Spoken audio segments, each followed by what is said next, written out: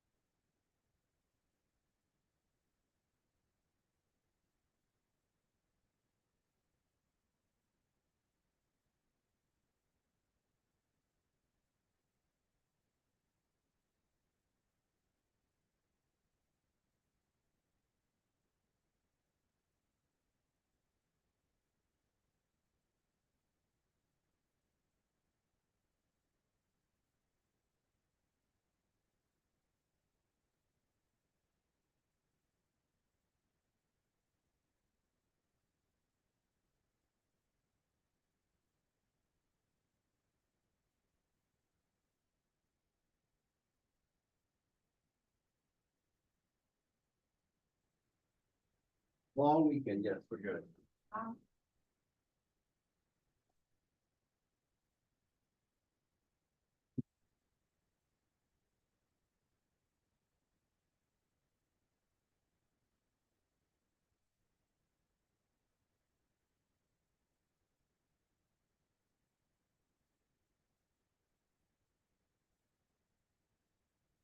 Is it okay? Okay, cool.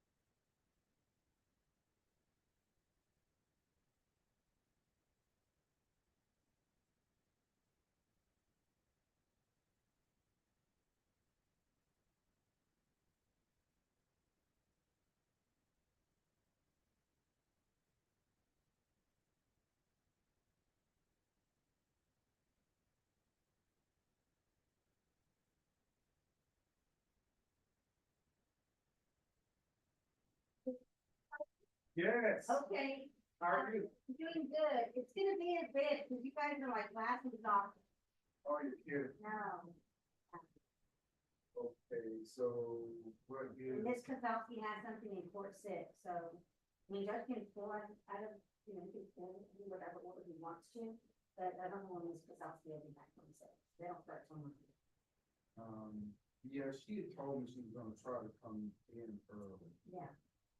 Um, You know, I guess the judge is here, you can ask him if he can move it up, but. yeah, I'm just.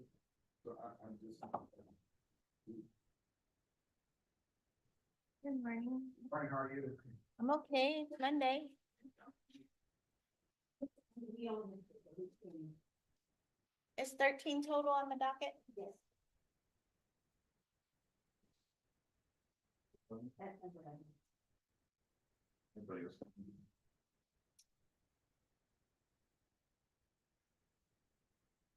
You do have an attorney client from there, if you want to just together what you're gonna do, and No, I'm not married, I'm just, all the here are 80 and above, so it's just, you know, trying to. I know, coordinate and I was told by your staff that you don't do probate. I don't, I'm really. It takes a hard one to start with.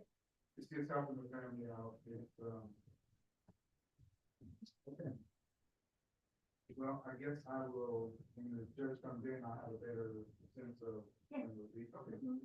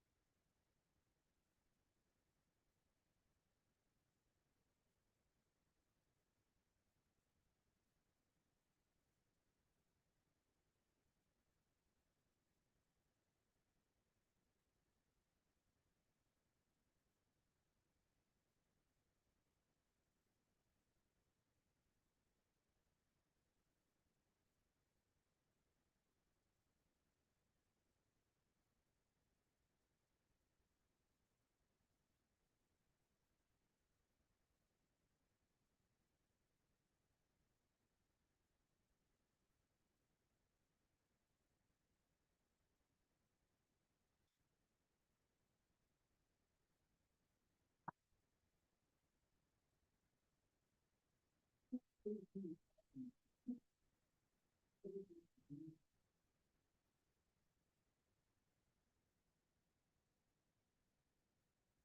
that.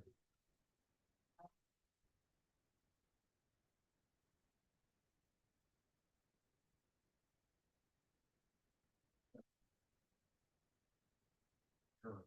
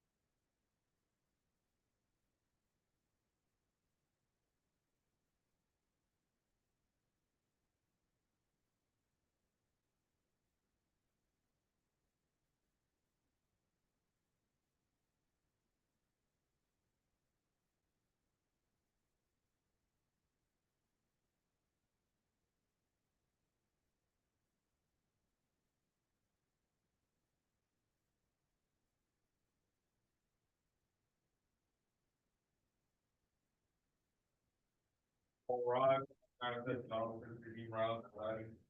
You stand up.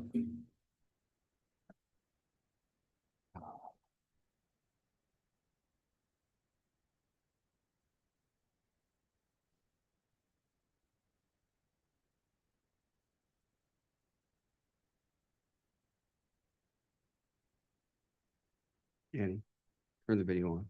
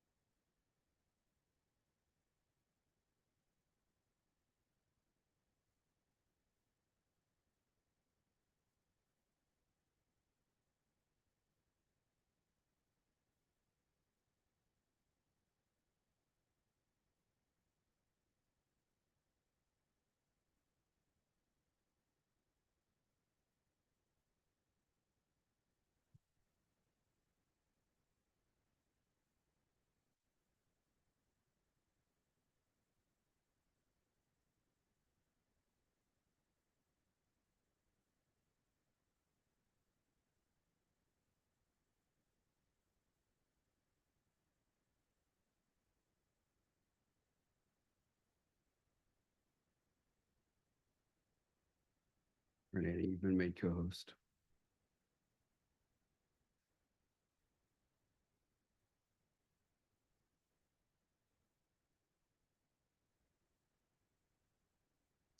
Recording in progress.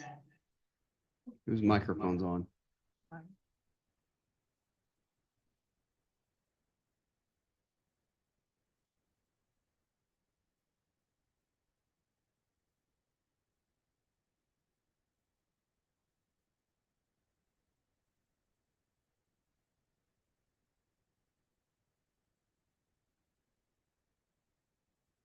All right, Andy, let's start with the first case.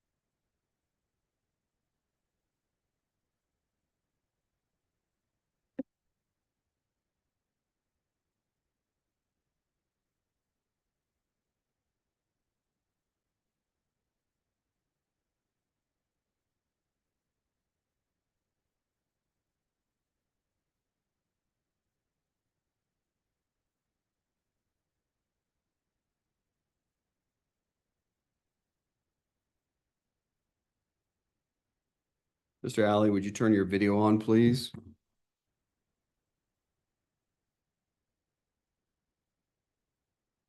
Mr. Alley, is Terry Kimbrough with you? You're muted. I cannot hear you.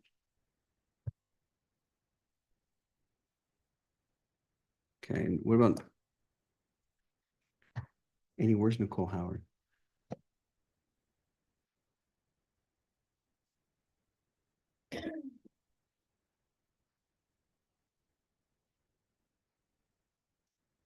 Yeah, there we go.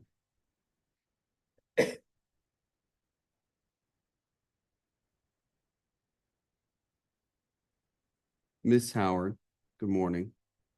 Good morning, Judge. How are you? Very good. Is Terry Kimbrough with you? No, he should be on Zoom. Annie, do you see Mr. Kimbrough? No, he's not here yet. We're checking the waiting room. Mr. Kimbrough is not present in the waiting room. We're going to move on to the next case and come back to you. Thank you, Judge.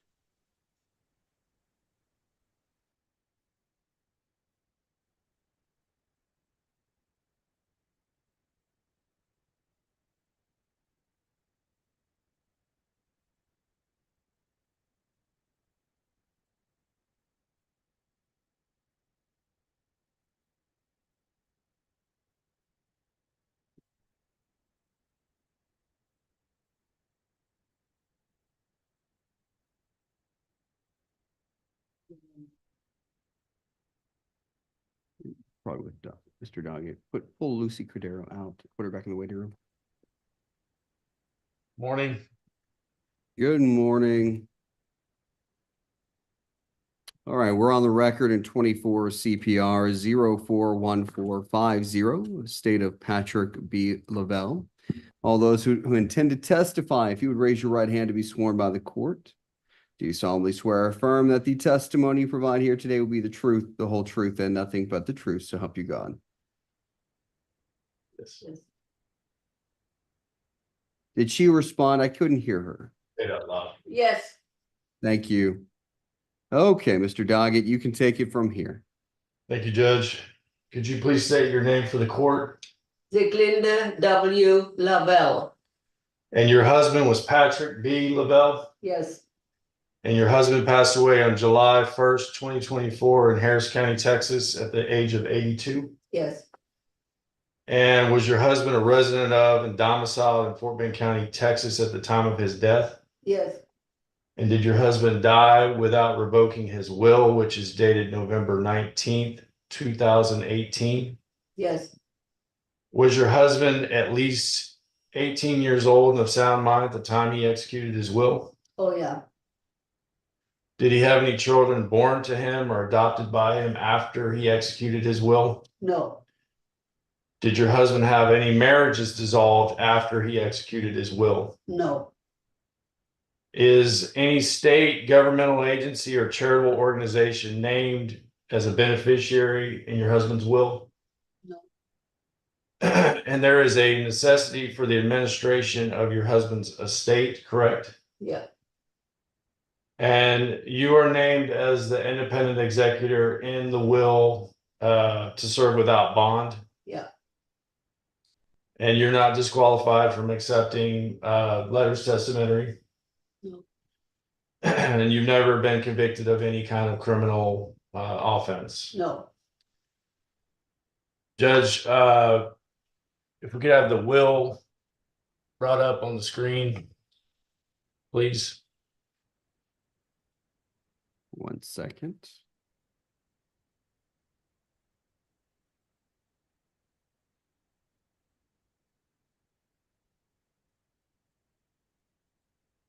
Okay, Ms. Lavelle? Huh? Is this on the screen here, is this your husband's last will and testament? Yeah, And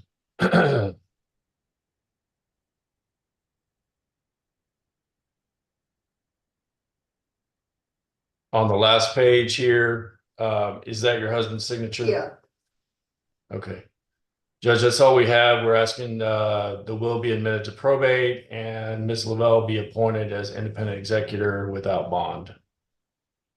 All right, the court heard the testimony of Siglindi W. Lavelle. She testified as to the proof of death, validity of the will, and other facts. The court will admit the will into probate and appoint Ms. Lavelle as independent executrix to serve without bond, and appraisers will be waived as well. Ma'am, I'm very sorry for your loss. Mr. Dog, anything else? No, Your Honor. All right, y'all have a good day. Thank you. Nair.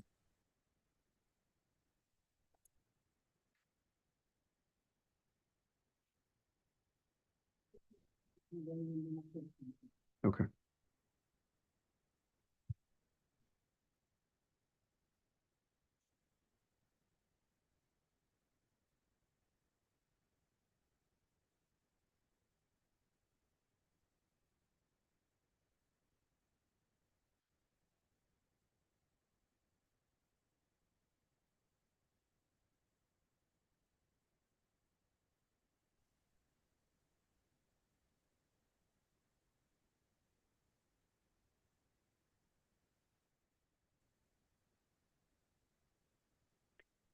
Good morning, Mr. Anderson. Good morning, Judge. Are your clients with you? Yes, he's right here. I don't know if he's close enough. Can you see us both now? I can see his face, yes. Will you have both applicants testifying today? No, there's just one applicant. There was a second executor, but she could not appear, and we have an affidavit on file to that effect that she was unable to serve.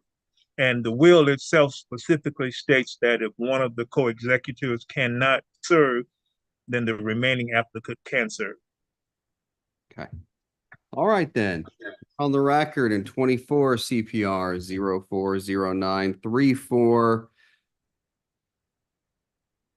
state of Narendra Nair. If I could have your client raise his right hand to be sworn.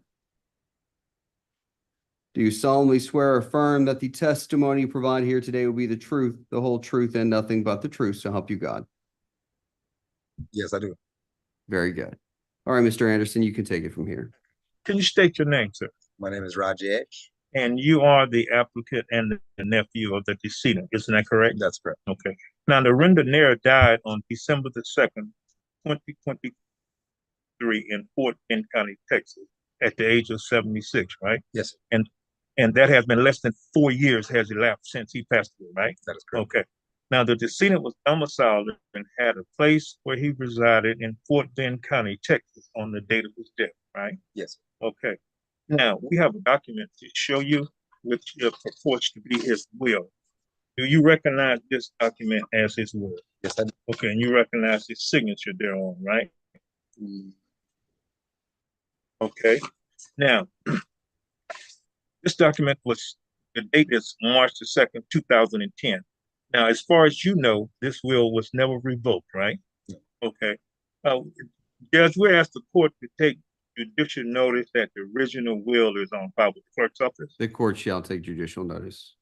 Okay. Now, isn't it true that this will did not name the state of Texas, nor any subdivision thereof, or any charitable organization as a divisor, right?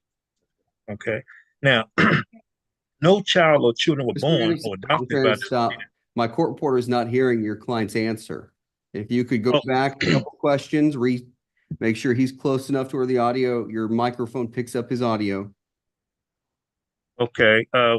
She want me to start. I'm not sure where. At least the last two questions. Last two questions, please. Okay.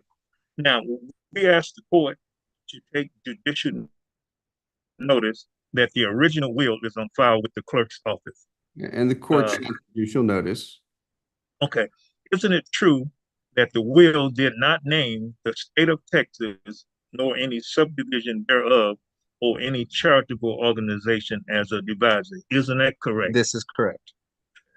Now, no child or children were born to or adopted by the decedent after the day he signed this will. Isn't that correct? That is correct. Okay. Now, Now, the decedent was married just one time to a retinant heir on May the 23rd, 1977, and he remained married to her until her death on June the 5th, 2021. Isn't that correct? Yes, that is correct. Now, you have personal knowledge of his financial affairs, and there are no debts owed by the decedent, but there is a need for administration because there is real and personal property that must be transferred. Isn't that correct? This is correct. Okay. Now, you are named in the will as the independent executor, and you are not disqualified to act as such or to accept letters testamentary. Isn't that correct? That's correct. Now, also, the will did name a co-executor. Her name is Barinda Hamavati, who declined to serve for her own personal reasons. She signed an affidavit to that effect, which is on file with the clerk's office. Isn't that right? This is correct. Correct. Okay. Now, the will did specifically provide that if either co-executor is unwilling to serve, then the other shall serve, right? Yes. Okay. Correct. Now, we serve citations. Citations has been served and returned in the manner and for the length of time required by the Texas State Code. Isn't that correct? That's correct. Okay. Now, the decedent did not apply for and receive any Medicaid benefits on or after March the 1st, 2005. Isn't that correct? That's correct. Okay. Because we have nothing further other than the estate is not taxable, and we ask the court to waive any appraisals. All right, the court heard the testimony of Rajesh Sakar. Is that correct? Did I pronounce that? That's Rajesh. Yes, sir.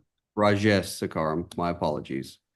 He testified as to the proof of death, validity of the will, and other facts. The court will admit the will to probate and appoint Mr. Sakar as independent executor to serve without bond, and appraisers will be waived as well. I'm very sorry for your loss, sir. Yes, sir. Anything further, Mr. Anderson? No, sir. I will excuse you. Yes, you're excused. Thank you.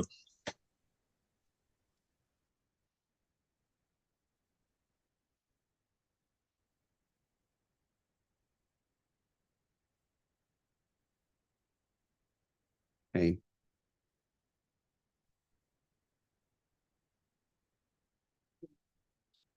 Let's see if it's declines with the attorney.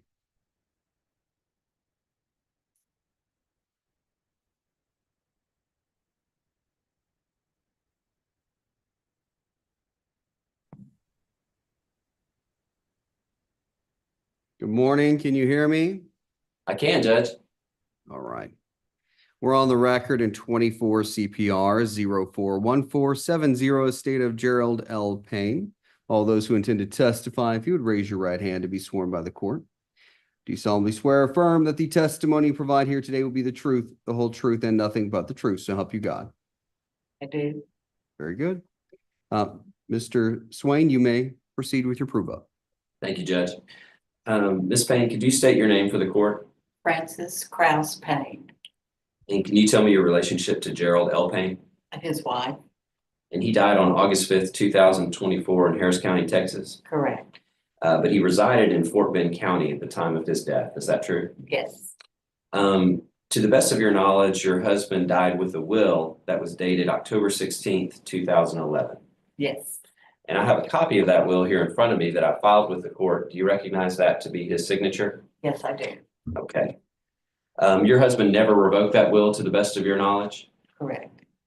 Is there a necessity to administer this estate? Yes, And there's no state, governmental agency of the state, or charitable organization named in the will as a beneficiary. Is that correct? that's correct, There were no children born to or adopted by your husband after he signed this will? correct. And he was married once during his lifetime to you? Yes, And you two had two children that were born to you, Heather and Justin, during his lifetime. yes, This will names you to serve as the independent executor. Is there any reason you're disqualified from serving? no, And you're asking that the court appoint you today to be the independent executor of your husband's estate and that appraisals and bond be waived. Is that true? yes, We have nothing further, Your Honor. All right, the court heard the testimony of Frances K. Payne. She testified as to the proof of death, validity of the will, and other facts. The court will admit the will into probate, appoint Ms. Payne as independent executrix to serve without bond, and appraisers will be waived. I'm very sorry for your loss. Thank you, Judge. May we be excused? Yes, you may. Everything will be signed shortly. All right. Let's go back to Andrews. Very- Not, oh, okay then. Let's move on to the next case, Crawford.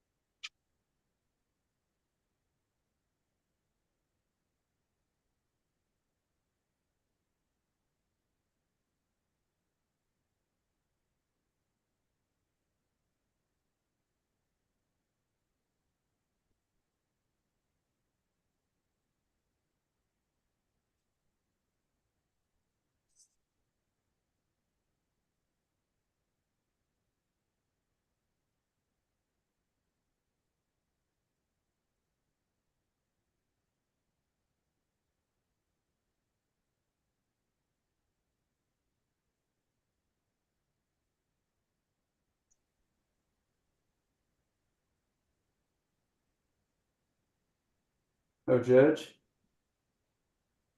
Sorry, I had to go to use the porta potty down the street and just got back. It's okay, Mr. Novi, if you turn your video on, please. Interesting. Oh, it says start video. Can you see me, Judge? I cannot. And then when I click on it, it says, it either says stop video or start video, but when I put it on start video, it has a line through it. Is anything covering your camera? No, Judge. Mr. Novi, you may want to restart, log out and log back in to Okay. Zoom. What I'll do is I'll move on to the next case and come right back to you. Okay, thank you, Judge. All right. Can you hear me? I just want to make sure mine's working. Yes, I can see everyone else, so y'all are good. Let Mr. Novi log out and try to log back in. We'll come right back to you. Thank you. Annie.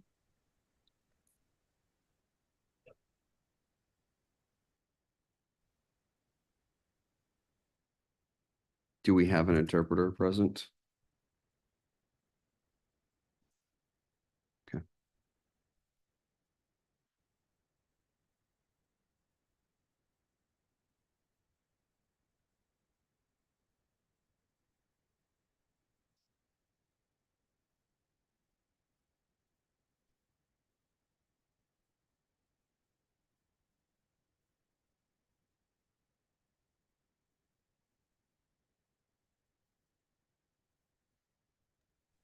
Good morning, Judge. Good morning, everyone.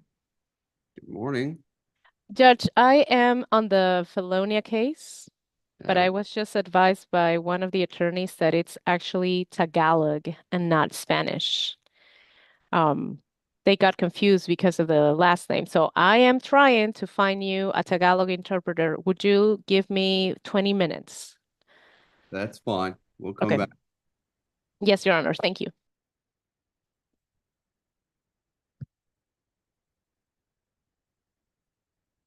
Can we move back to Andrews at all? I mean, there's two applicants, if they agree, just take whatever one applicant. Is Kimbrough present? Is he here?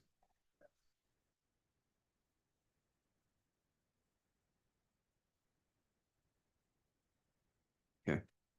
Let's move on to Roberts.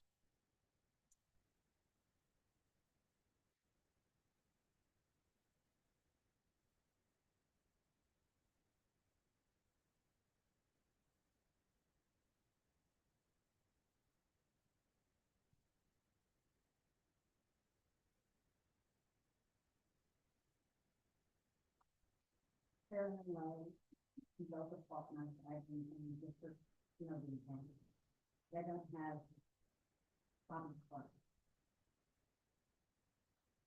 See if they're with somebody.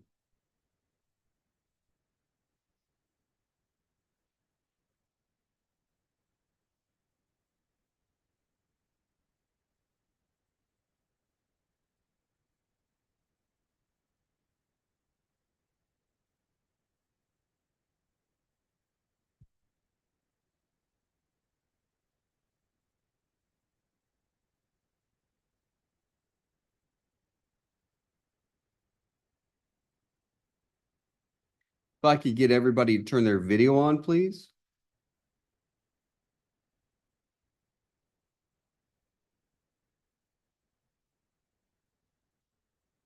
Good morning, Judge.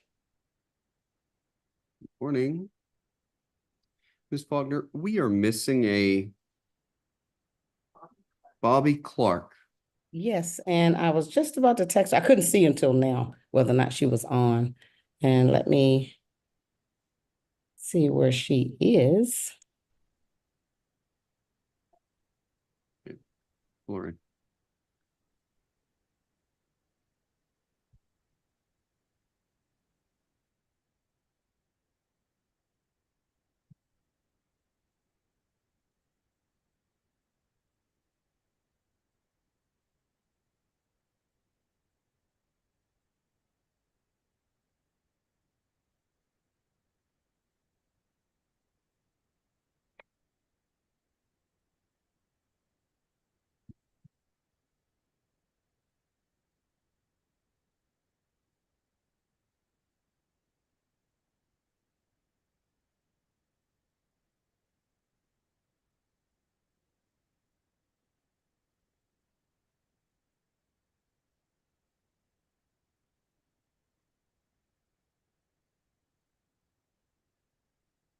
Mr. Novi. Yes, Judge, I don't know what's going on. I logged out, came back on, And you're certain nothing's covering your camera? no, not at all. I'm looking right at it and I don't know what's going on. Are you on a laptop by chance? Yes. Check to see if there's a slide that covers the camera. Well, but I'm not using the laptop. I'm using my monitor. Oh. Check to see what camera in Zoom is being utilized. Okay, I know how to do that. I apologize, Judge. I don't know what's going on.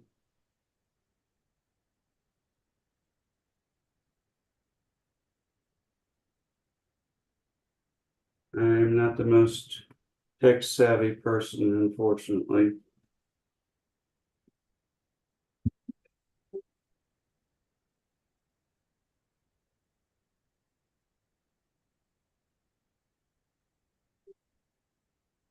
You go to video on Zoom and there's a little kind of arrow that points up. If you click on that and you go to video settings, you should be able to tell what camera is being utilized. Okay, let's see. You said go to, let's see, I've got this. I'm sorry, you said go to what, Judge? Go to video in the Zoom application. There's a little arrow that points up. Click on the arrow. Yes. Now click on video settings. All right. Under video settings, it should take you directly to the video section. Under camera, there's a drop-down menu.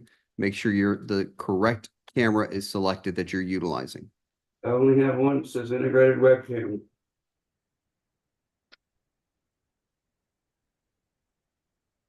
Does your monitor have a camera separate No, from your laptop? no. Oh, yeah, yes, I have a separate camera on my monitor. Well, then you should have two cameras that drop down. They give you two options. I only have one. Yeah, for some reason, it's not reading that camera. Yes, So what your camera is probably, the one camera that's working is what's integrated on your laptop. Is your laptop closed right now? yes. That's why. If you open it up, point it at you, turn your camera back on.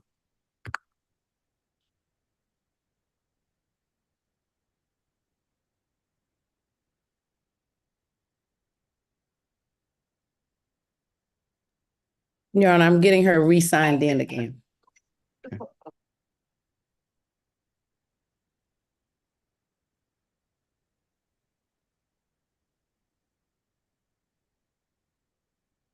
Well, let's see. I'll put start video over here. Gosh, it still, it's amazing. It has, There we go. oh, okay. I guess I have to look this way with one eye, and unfortunately, my right eye I can't see out of, but that's okay. If you don't mind looking at the side of my head. I do not. Thank you for your help, Judge. I'm so sorry. You're welcome. You might want to, after this, restart your computer. Okay. There's probably something going on with the connection between your camera on your monitor to your laptop. If you just restart it, it should help. Okay. Thank you so much. Yeah, you're fine. You're fine. All right. Bobby Clark. Ms. Faulkner? Your Honor, she's trying to re-sign in again. She thought she had signed in, but I'm trying to walk her through it now. Okay, Christopher Morales, registration at this time.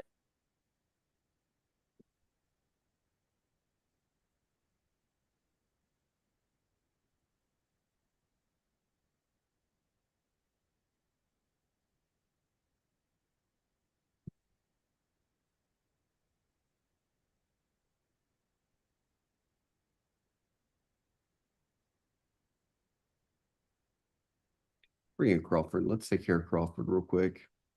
Ms. Faulkner, we're going to wait. We're going to come right back. Mrs. Clark is trying to sign in, Your Honor, and she says this, she's getting an error message, and I'm walking her through it, and she's getting what I'm getting, what I see. Okay.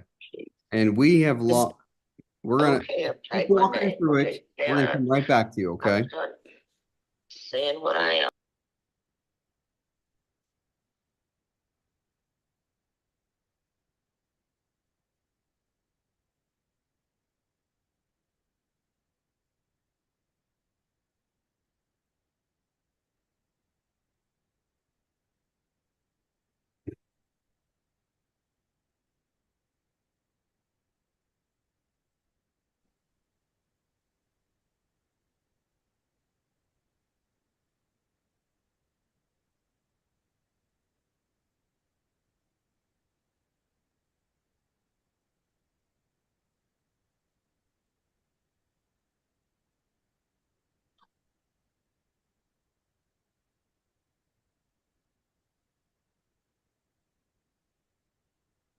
All right. Can everybody hear me?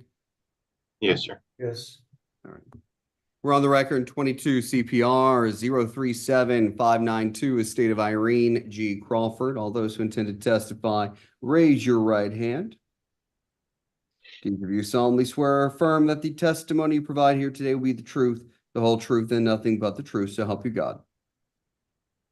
Yes. Okay. All right, Mr. Novi, why don't you get us started? Thank you, Judge. First, I'd like to call Gary E. Cooper Jr. Gary, can you hear me?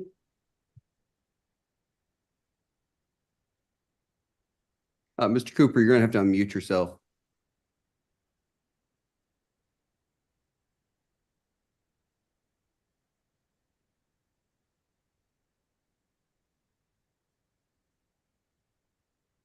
Can you hear me now? Yes. Yes. All right. Mr. Cooper, are you familiar with and did you know Irene G. Crawford? Yes, sir. And how did how did you come to know her? She is my wife's grandmother. Your wife's, okay, all right. Are you familiar with her signature? Yes, Okay, so in other words, maybe you got Christmas cards or she wrote you a nice check or something like that. And you yes, would recognize and know her signature, is that correct? yes, sir.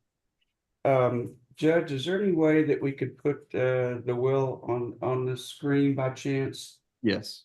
Thank you.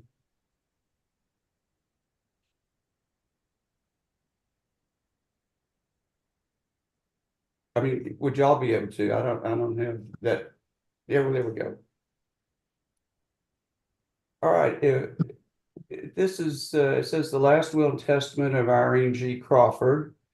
And we're going to scroll down and get to the page where she has her signature. All right, on this, which says page 5 of 7, do you recognize Irene G. Crawford's signature? Yes, sir. All right. Now, at the time this will was signed, which would have been obviously March 26th of 1992, do you believe at that time that she was over the age of 18? Yes, Okay. Was she in her right mind at that time? yes, sir. Okay. You're not receiving any payment for your testimony today, are you? No, sir. Okay. Judge, I pass this witness, and next I'd like to call Mr. Clayton. I'm sorry, Clayton, I forgot your last name. Clayton Brown. Yes, sir. Mr. Brown, are you familiar with Irene G. Crawford? Yes. How did you know her?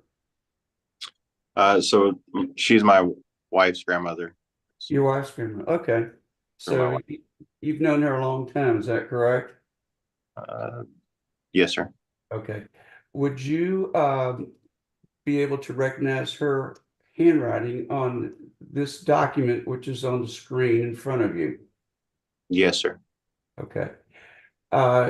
And is this Irene G. Crawford signature that you recognize? Yes, sir. Okay. And again, this will was signed March 26, 1992. Was she over the age of 18 at that time? Yes, sir. Okay. Was she competent to be able to sign that will at that time? Yes, sir.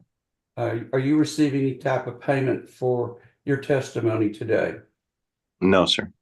Okay. Judge, I'd like to pass this witness and next call Rhonda J. Daly. Proceed.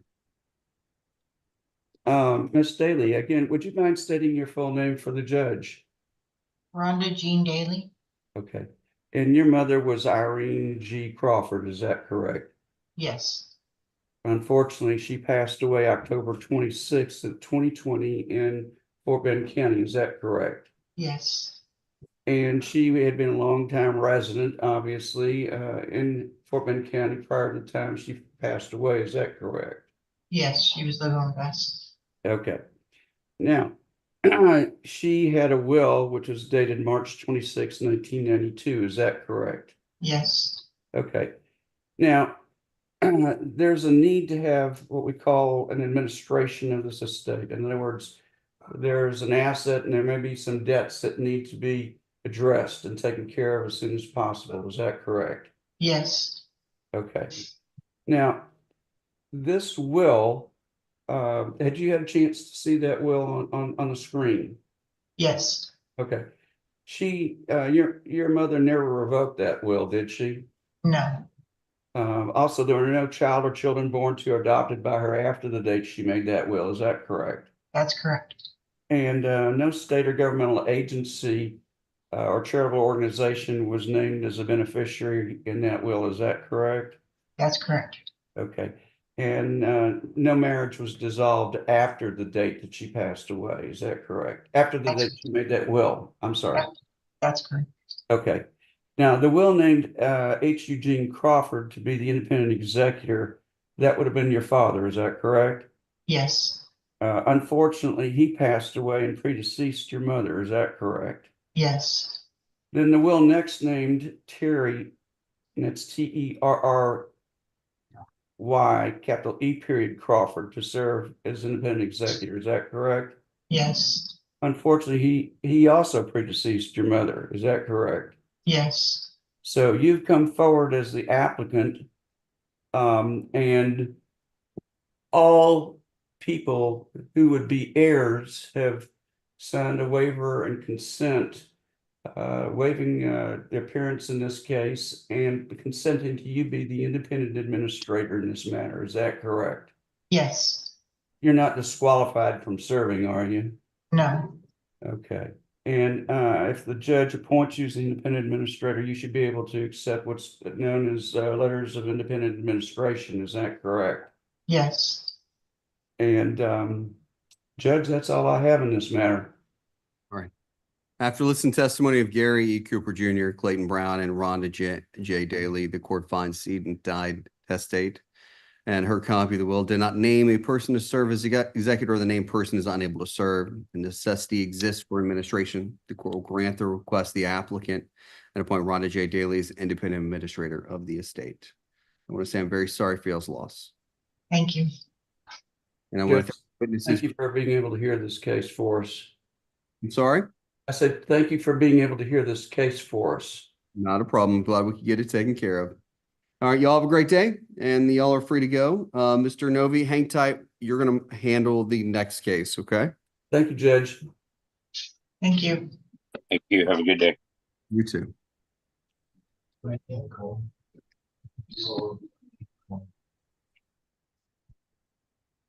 Yes.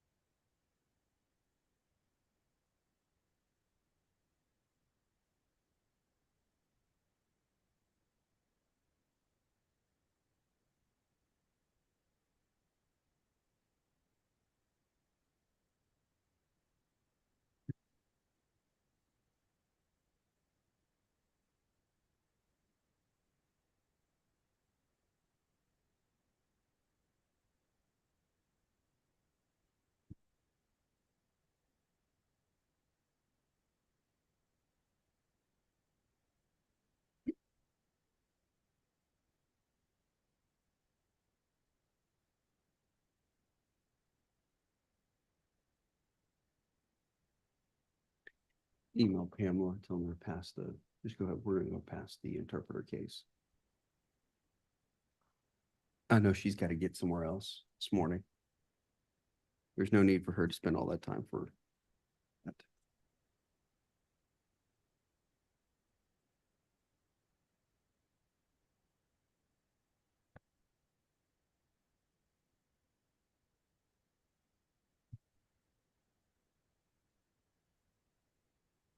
If I could get everybody to turn their camera on, please.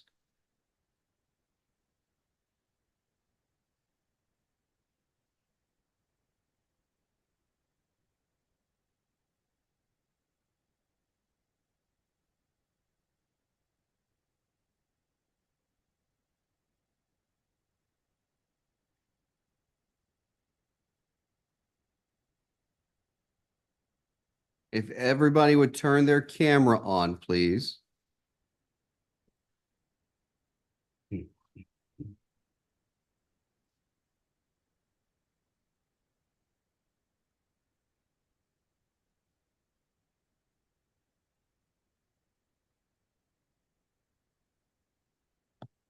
Ms. Clark, if you would click the button that says turn on camera. I have sent you several requests. And we've lost her. Ms. Faulkner, I have to move on. I have a very large docket this morning. I cannot wait all morning. I'll come back to you at the end of docket.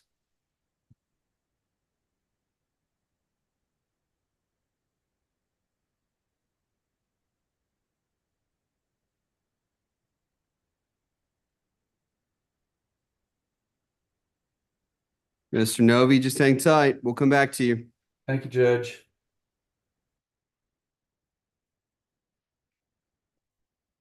Okay, McLeod. McLeod.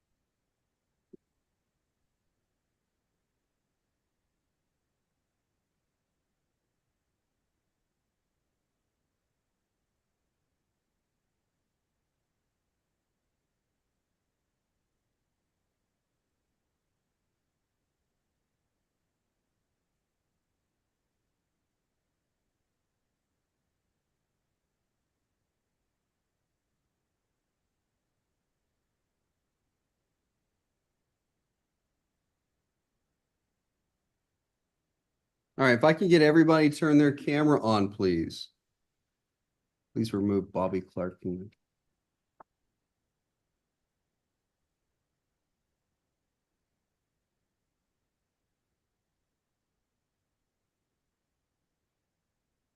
Mr. and Mrs. Green, if you would please turn your camera on.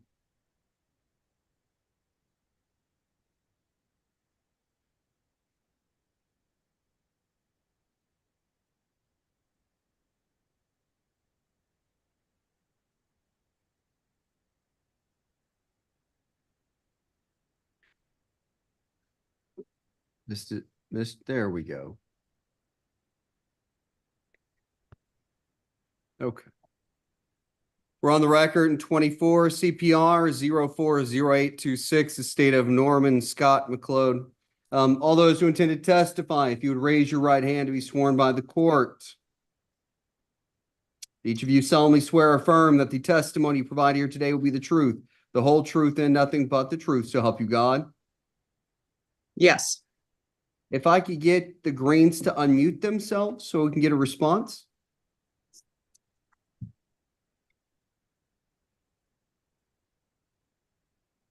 Okay, there we are. Yes.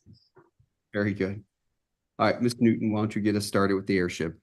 Thank you, Your Honor. Pam, we'll start with you. Will you please state your full name for the court? It's Pamela Green. And what was your relationship to Norman Scott McLeod, the decedent? Kind of an adopted mom. His parents died when he was quite young. And yeah, he kind of adopted us as mom and dad. So how long were you acquainted with him then? I've known Scott since he was about 2.5, 3. Thank you. He passed away on February 23rd, 2024 in Longview, Gregg County, Texas at the age of 51, correct? Yes. And he was a resident of Fort Bend County, Texas at the time of his death, correct? Yes. And having known him for so long, you were well acquainted with his family history, right? Yes. Yes. And he was married on the date of his death to the applicant, Charlene McLeod, is that correct? That is correct. Did he ever have any children born to or adopted by him? No.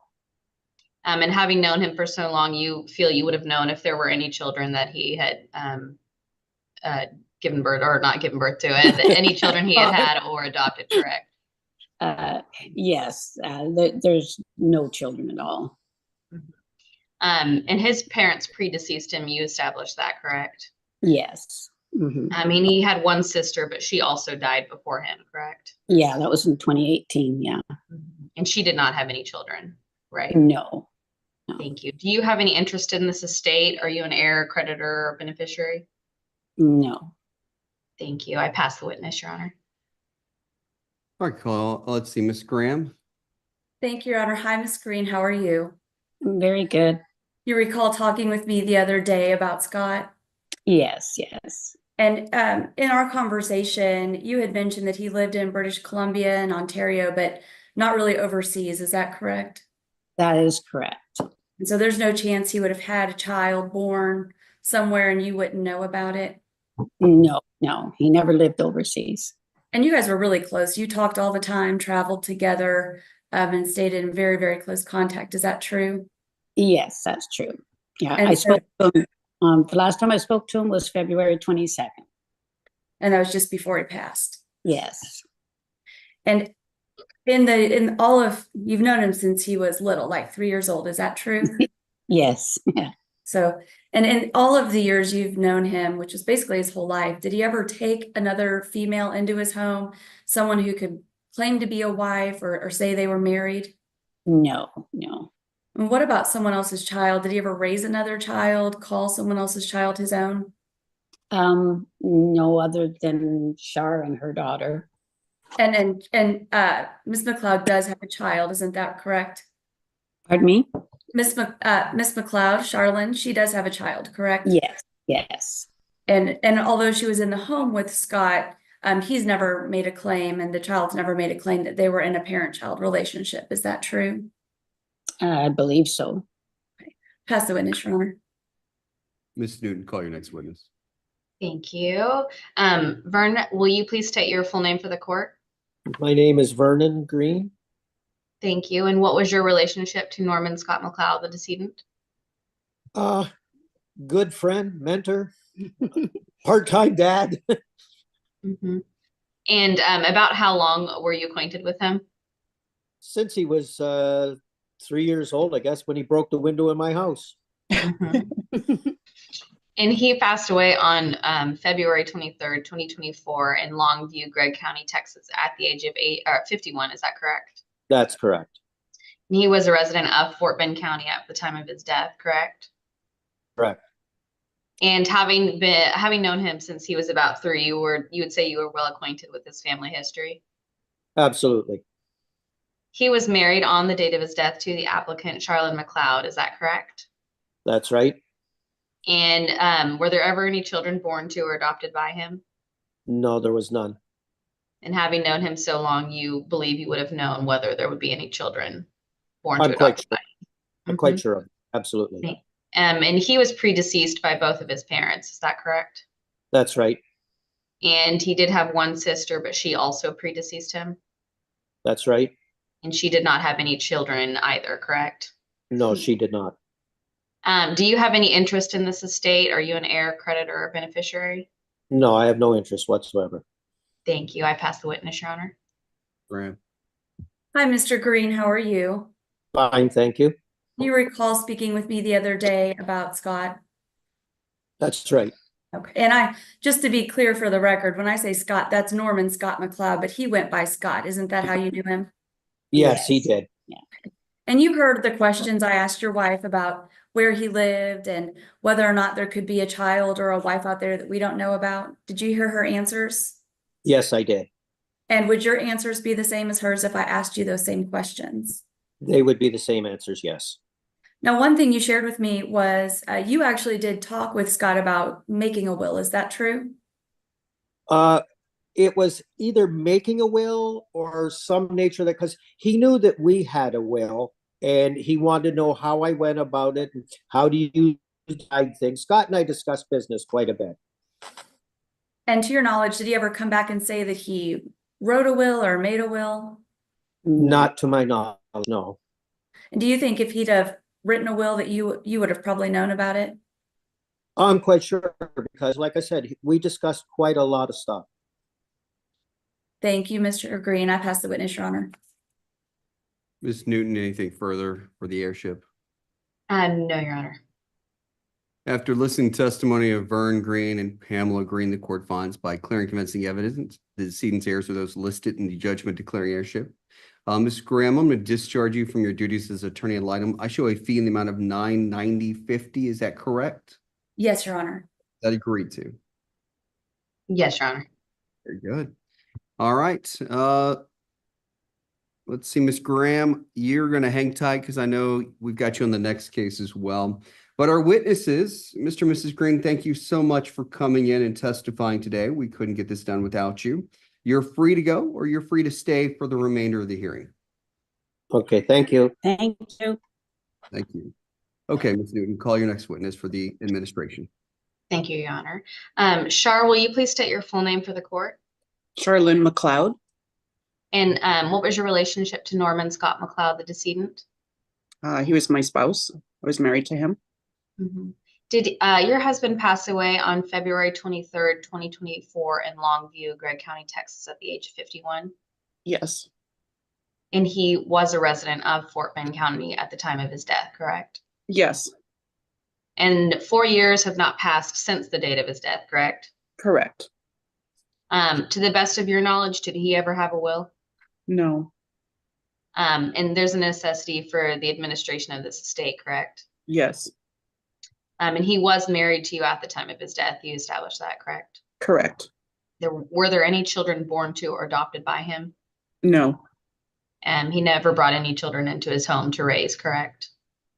no, And it's true that his parents and his only sister were also deceased and that you're the only heir, correct? correct. And as the applicant in this estate, you've made an application asking for an independent administration of this estate and to serve without bond, correct? Correct. And are you qualified and not disqualified from serving as the independent administrator of this estate? Yes. Thank you. Nothing further questions, Your Honor. After listening to the testimony of Charlene McLeod, the court finds the decedent died intestate and there's a necessity for administration. The court will grant the request the applicant appoint Charlene McLeod as independent administrator of the estate. Ms. McLeod, I'm very sorry for your loss. Thank you. And actually, Mr. and Mrs. Green, I'm very sorry for y'all's loss as well. Thank you. Ms. Newton, anything further? No, Your Honor. Thank you. Y'all free to go. Thank you.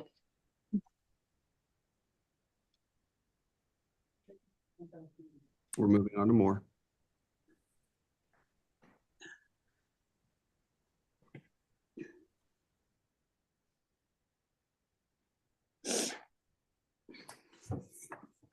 There, duty is done. Oh, what you said.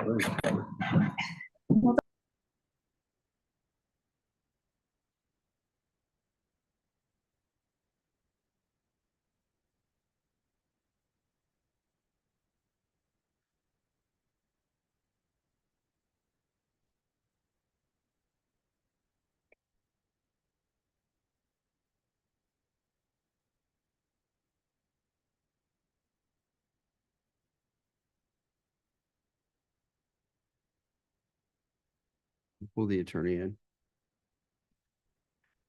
Mr. Green? Yes, sir. Yes, sir. How are you doing this morning? I'm very good. Are the applicants, so I'm listing the applicant and one of the Applicant is here. applicants with you. Okay, very good. And what about Mac Harper? I don't, there was 2 witnesses.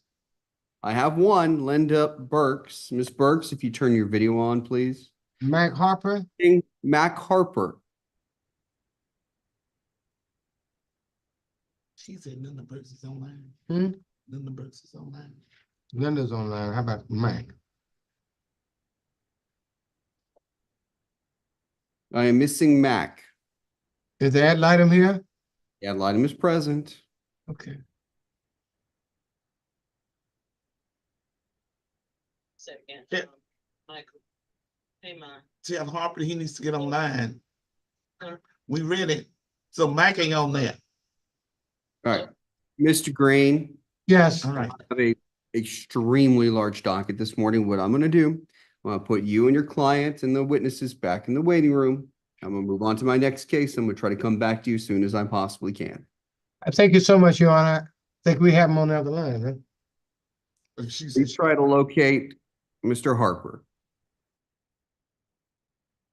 Miss Graham, we're going to have to put you back in the waiting room for now. No worries, Your Honor. Thank you. Case number 1 on the docket and get that done.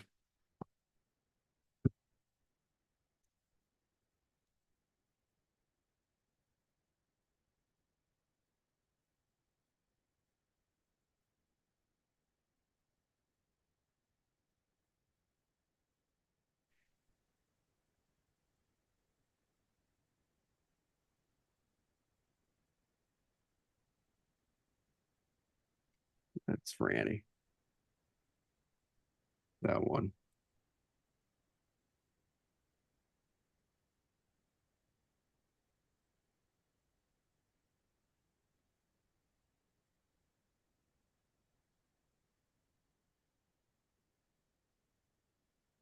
Okay, if everybody would turn their video on, please.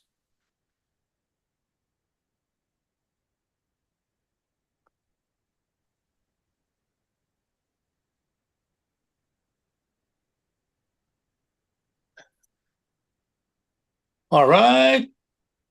Can anyone see me? Terry, yes, we can see you. Terry Kimbrough, All if you right. could turn your video on, please.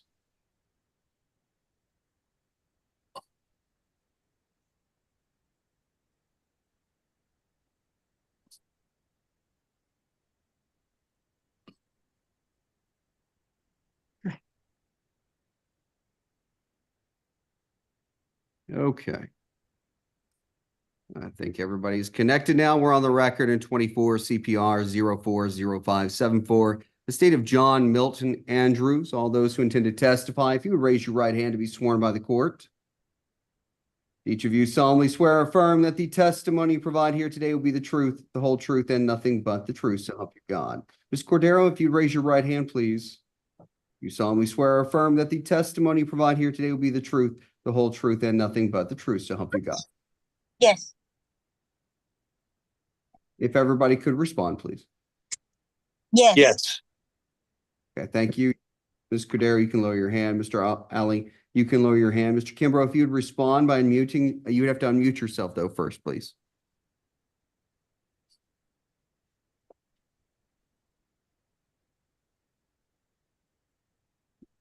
Mr. Kimbrough, you have to unmute yourself.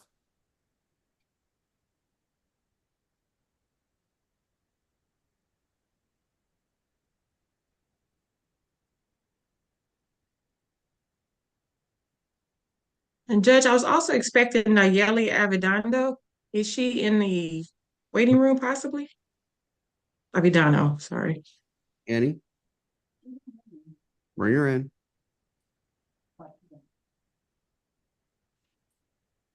Will this Avendano be providing testimony? Yes, she's a subscribing witness.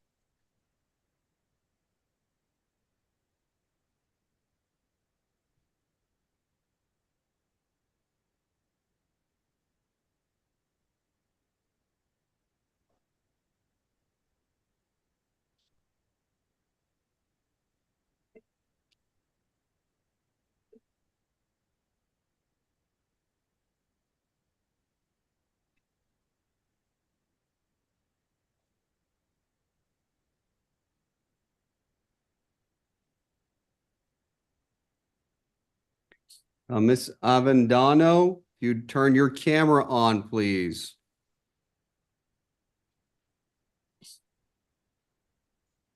Miss Avendano, good morning. If you'd raise your right hand to be sworn by the court. Do you solemnly swear or affirm that the testimony you provide here today will be the truth, the whole truth, and nothing but the truth, so help you God? Yes. Okay, very good. Okay, I think everybody's sworn. I still haven't gotten Mr. Kimbrough to respond. He's having issues unmuting himself.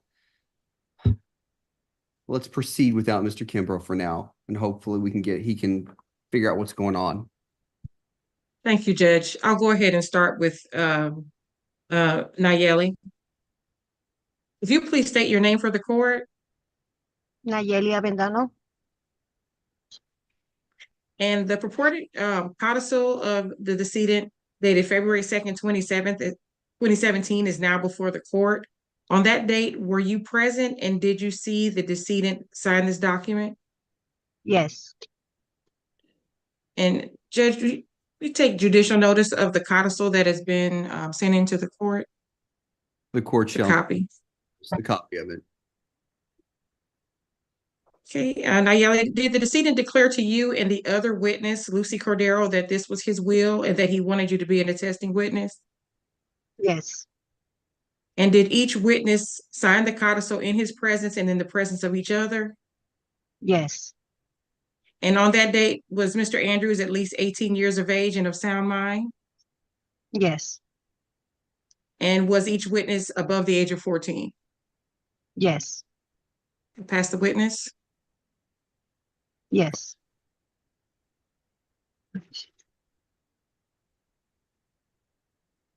Call your next witness. And Judge, I think you muted. Okay, I can proceed with Lucy Cordero. And you're on mute. Thank you. All right, would you please state your name for the court? My name is Lucy Cordero. And the reported codicil of the decedent dated February 2nd, 2017 is now before the court.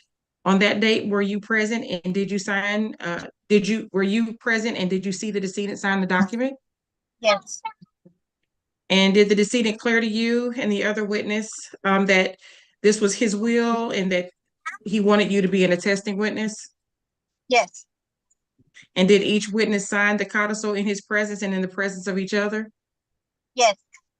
And on that date, was Mr. Andrews at least 18 years of age and of sound mind? Yes. And was each witness above the age of 14? Yes. Pass the witness. Take yourself now. All right, call your next witness. Where am I? So, Mr. Kimbrough. All right, would you see please him? state your name for the court? Calm down. Terry Kimbrough. And are you a resident of Texas? No. And was the decedent John Andrews your nephew? Yes. And did he pass on December 8th, 2023 in Sugar Land, Fort Bend County, Texas at the age of 75? Yes. And his date of passing was less than 4 years ago, correct? Yes. Did he leave a will? Yes. And did he also make a codicil to that will? Yes. And were you only able to locate a copy of the codicil? Yes. And was there a diligent search done to locate the original codicil to the will? Yes. So the document provided to the court dated August 10th, 2015 purports to be the decedent's will. To the best of your knowledge, did he ever revoke the will? No. And Judge, we take the judicial notice of the original will dated August 10th, 2015. The court shall take judicial notice.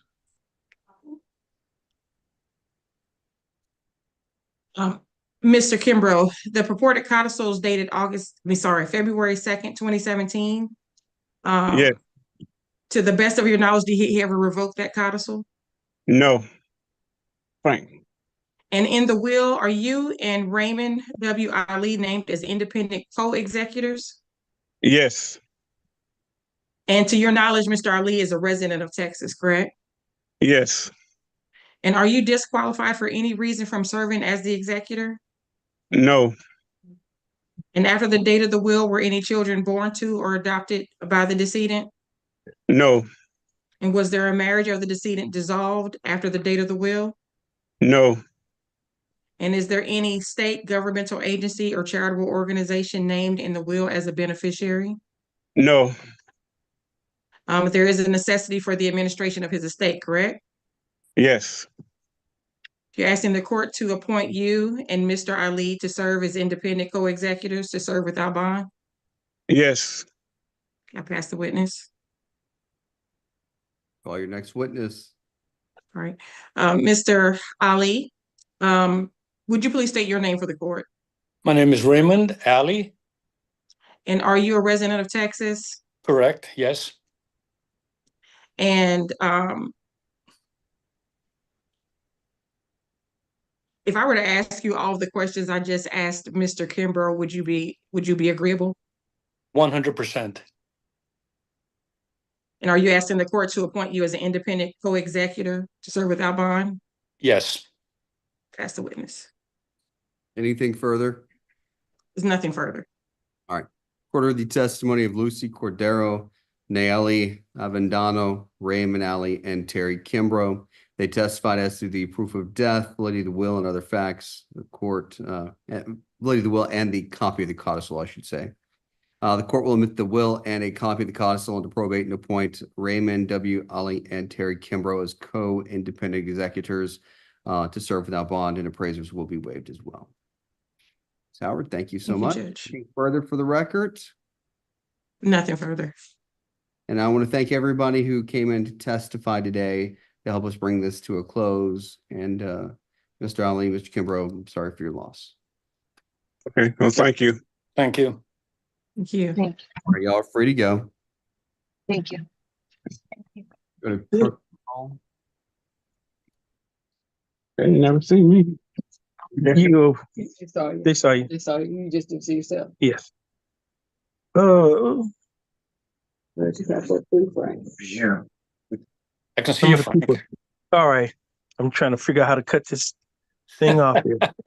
Yeah, I haven't tried mine yet, but it should be easy. It says leave.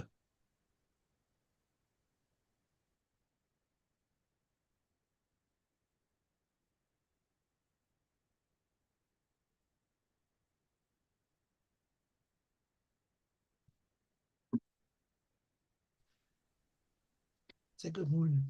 No.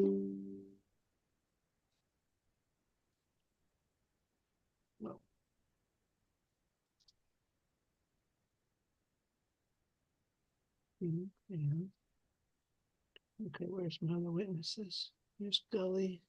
There's Angel. Okay, we're all here. I was making sure everybody was there. Got 3 of them up there. Yeah, they're right here Very good. or somewhere. And a ad litem. Yes, she's right here.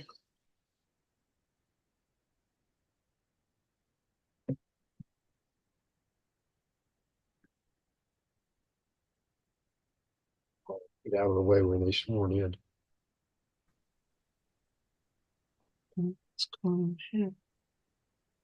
Is the applicant with you, Mr. Kanak? Yes, sir. All right, very good. If everybody could turn their video on, please.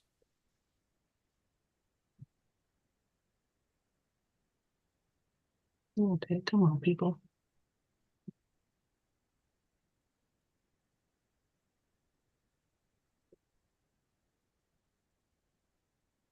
If everyone would turn their video on, please. Angie Smart, Tanya Little, and James and Jim Gully, excuse me. If you would turn your video on, please.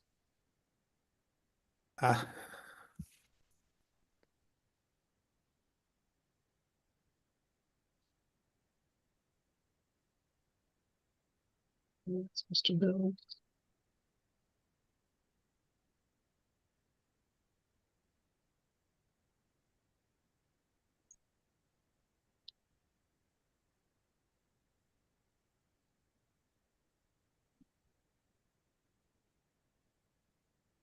All right, I think we're all connected. We're on the record in 23 CPR 039533, estate of James Allen Kirkendall. All those who intend to testify, if you'd raise your right hand to be sworn by the court. Do each of you solemnly swear or affirm that the testimony you provide here today will be the truth, the whole truth, and nothing but the truth, so help you God? You are? Yes. Yes. Miss Little, Mrs. Smart, if you'd unmute yourself to respond. Thank you. Who? And now it's talking about one of the other witnesses. Oh, Y'all are good. we're good. I do. Miss Litke, I'm sorry. Could you unmute yourself? Yes, did I do it then? There we go. You're good. Okay, thank you. Smart. I think you're having some issues. Yes, every time I go to speak, it just turns back off the microphone. Did you hear that one? It heard you just fine. So stay there. Okay. Don't do anything. Just leave yourself the way you are. All right. Okay. Knack, you and your clients can have a seat. Let's go ahead and get started. All right. Why don't you call your first witness for the airship? Not you. You got to sit down over there. Okay. My first witness is Wanda Lubezaki. Okay, let's break one. Okay. We'll go.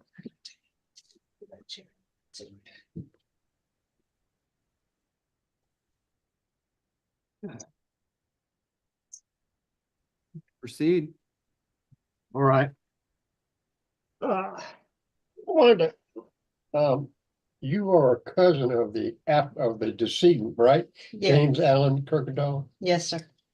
And you live at 8811 Pensick Road, Richmond, Fort Bend County, Texas. Is that correct? Yes. The decedent, James Allen Kirkendall, died April 2nd, 2023, at his residence at 11806 Zamonic Road, Needville, Fort Bend County, Texas, at the age of 68. Is that correct? Yes. The last three digits of his social security number and driver's license number are 428 and 508. Is that correct? If that's the information I gave you, that's That's correct. correct. Yes. The court has jurisdiction and venue over this case because the decedent was living in Fort Bend County at 11806 Zamonic Road at the time of his death. Is that correct? Yes.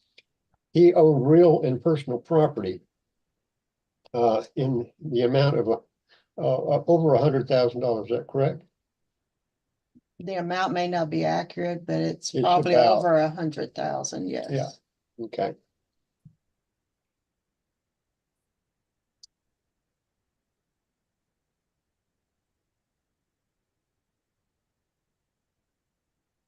Parents were Jesse Marion Kirkendall and Vlasta Josephine Kirkendall. Is that correct? Yes. They're both deceased. Is that correct? Yes, sir.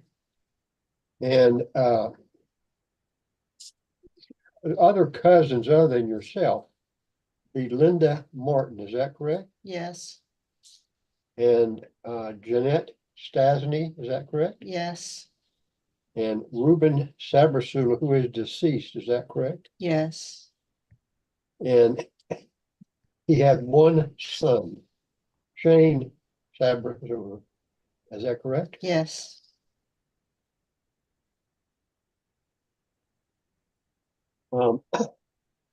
And Deborah Villa. Is that correct? Another Yes. cousin? And David Sabrasula, Yes. cousin. And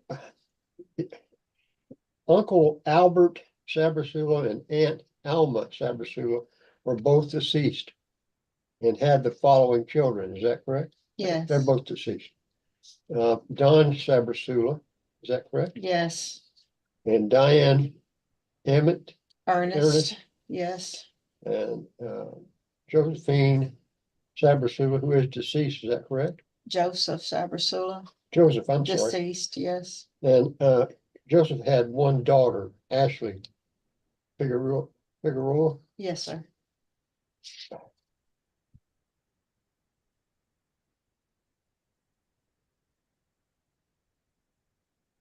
And then there's Albert Sabrasula, who is also deceased. Is that correct? Yes. And he had two sons, Michael Sabrasula and Matthew Sabrasula. Is that correct? Correct. I'm not going to ask you anything about the father's side. I'll get to that with them. Right.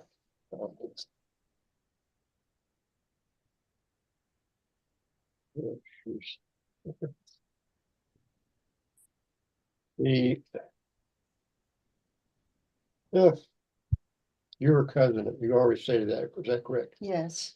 And the decedent was not married, but had been married previously. Is that correct? Yes.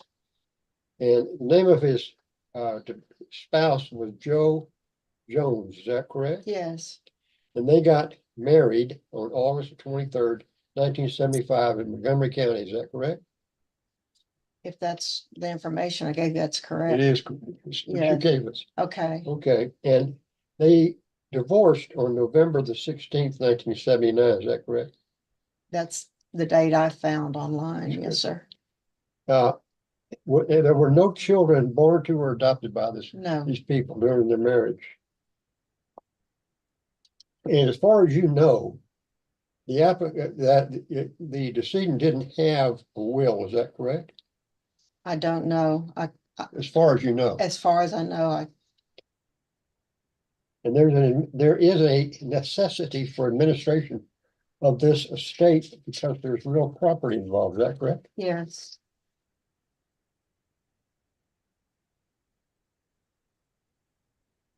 He was not predeceased by a child. He had no children, born to or adopted by him. Is that correct? Correct.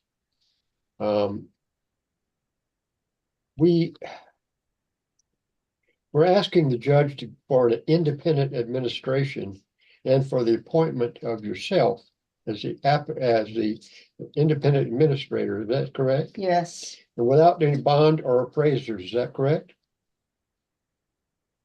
We're not asking for a bond and we're not asking for appraisers. Is that No. correct? Okay, and you are not disqualified by law from being the independent administrator of the decedent's estate. Is that correct? Correct. That's all I have for there. I'll pass the witness, Your Honor. Okay.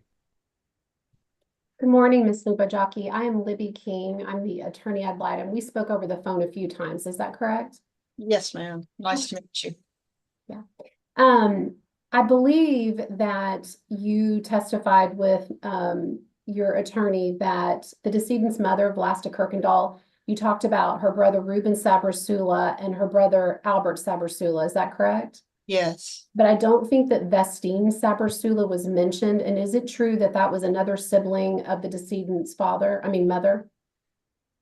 Yes, he was my uncle. Okay, and he had no children. Is that correct? No children. Okay.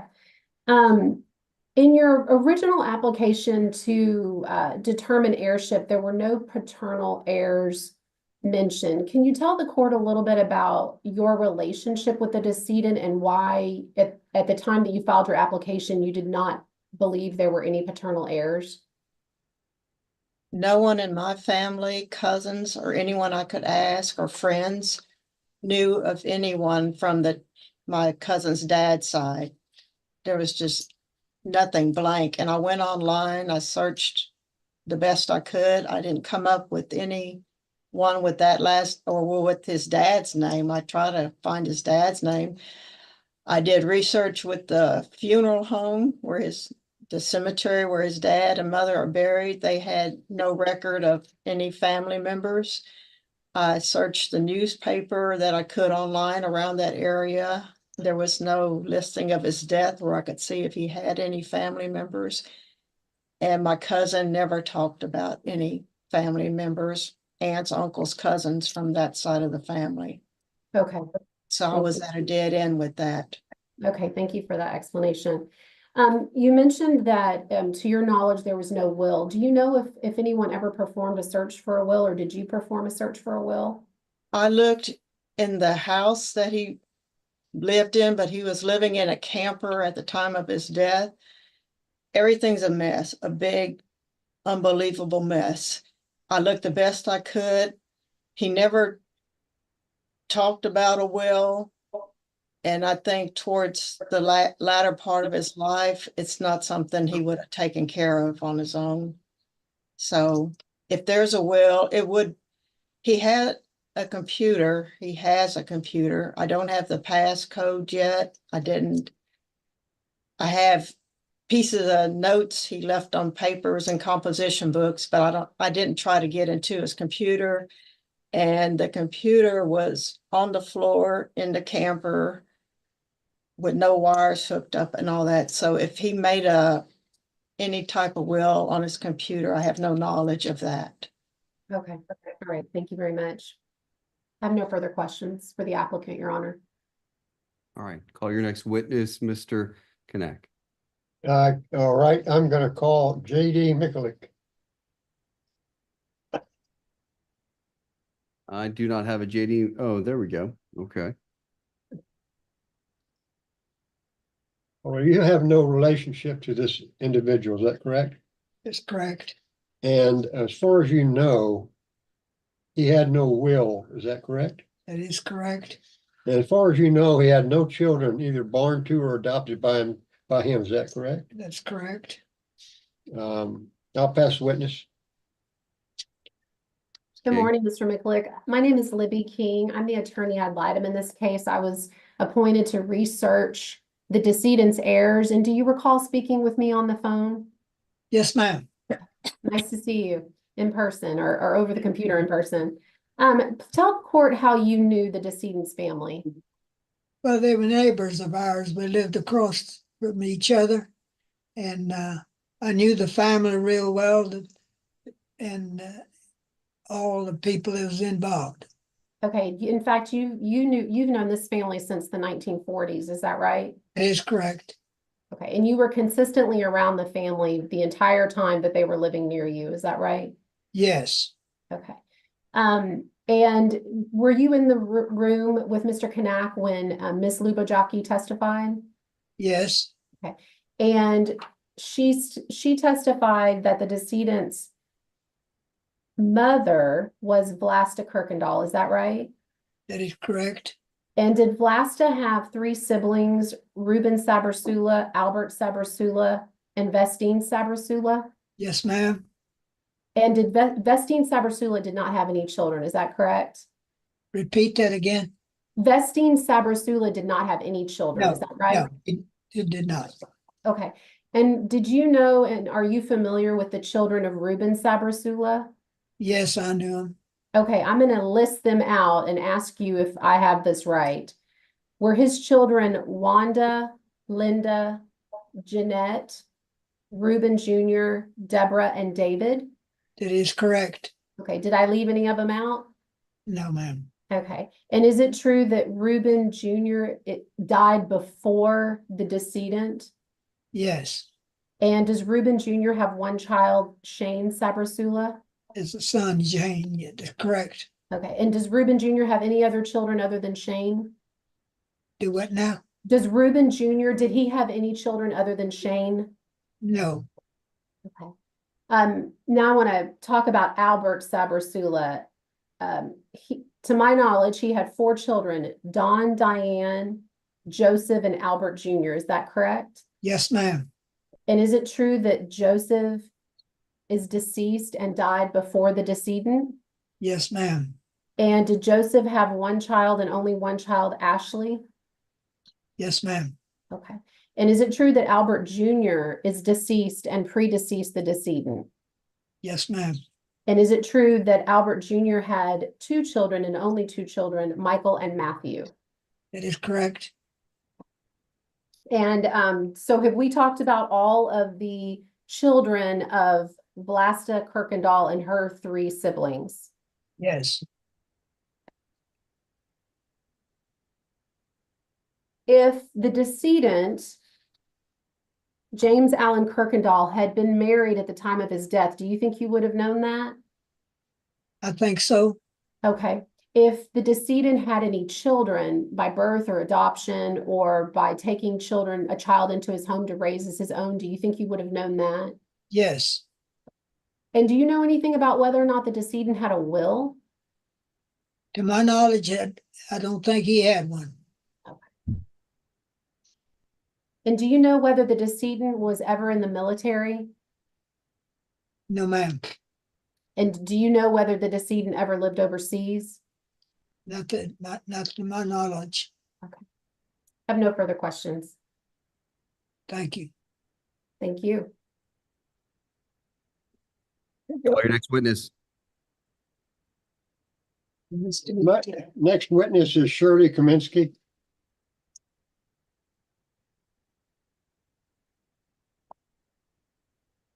Shirley, you have no interest in this estate. Is that correct? That is correct. And as far as you know, the decedent, James Kirkendall, did not have a will. Is that correct? That is correct. And as far as you know, he had no children either born to or adopted by him. Is that correct? That is correct. I'll pass the witness. Good morning, Ms. Kaminsky. I'm Libby King. I'm the attorney ad litem. And do you recall speaking with me on the telephone? You have to talk a little louder. Okay, sure. Do you recall? My name is Libby King. I am the attorney ad litem. I was appointed by the court to research the decedent's family, his heirs. And do you recall talking with me on the telephone? Yes. And were you in the room when JD Mikulik testified? Was I what? Were you here when? Yes, I was. Okay, and I am. did you hear his testimony? I did. Okay, did you agree with what he testified to regarding the decedent's family? Yes. Okay, did he leave out any family members that you know of? No. If the decedent had been married at the time of his death, is that something you think you would have known? Yes. And if he had had any children, either by birth, adoption, or by taking a child into his home to raise as his own, do you think you would have known that? No. That's something that you don't think you would have known? No. Okay. Why don't you please tell the court how you knew the decedent? He lived next to me. And go ahead. We visited often, and he'd had knee surgery and he'd walk every evening. And how long did you live next door to him?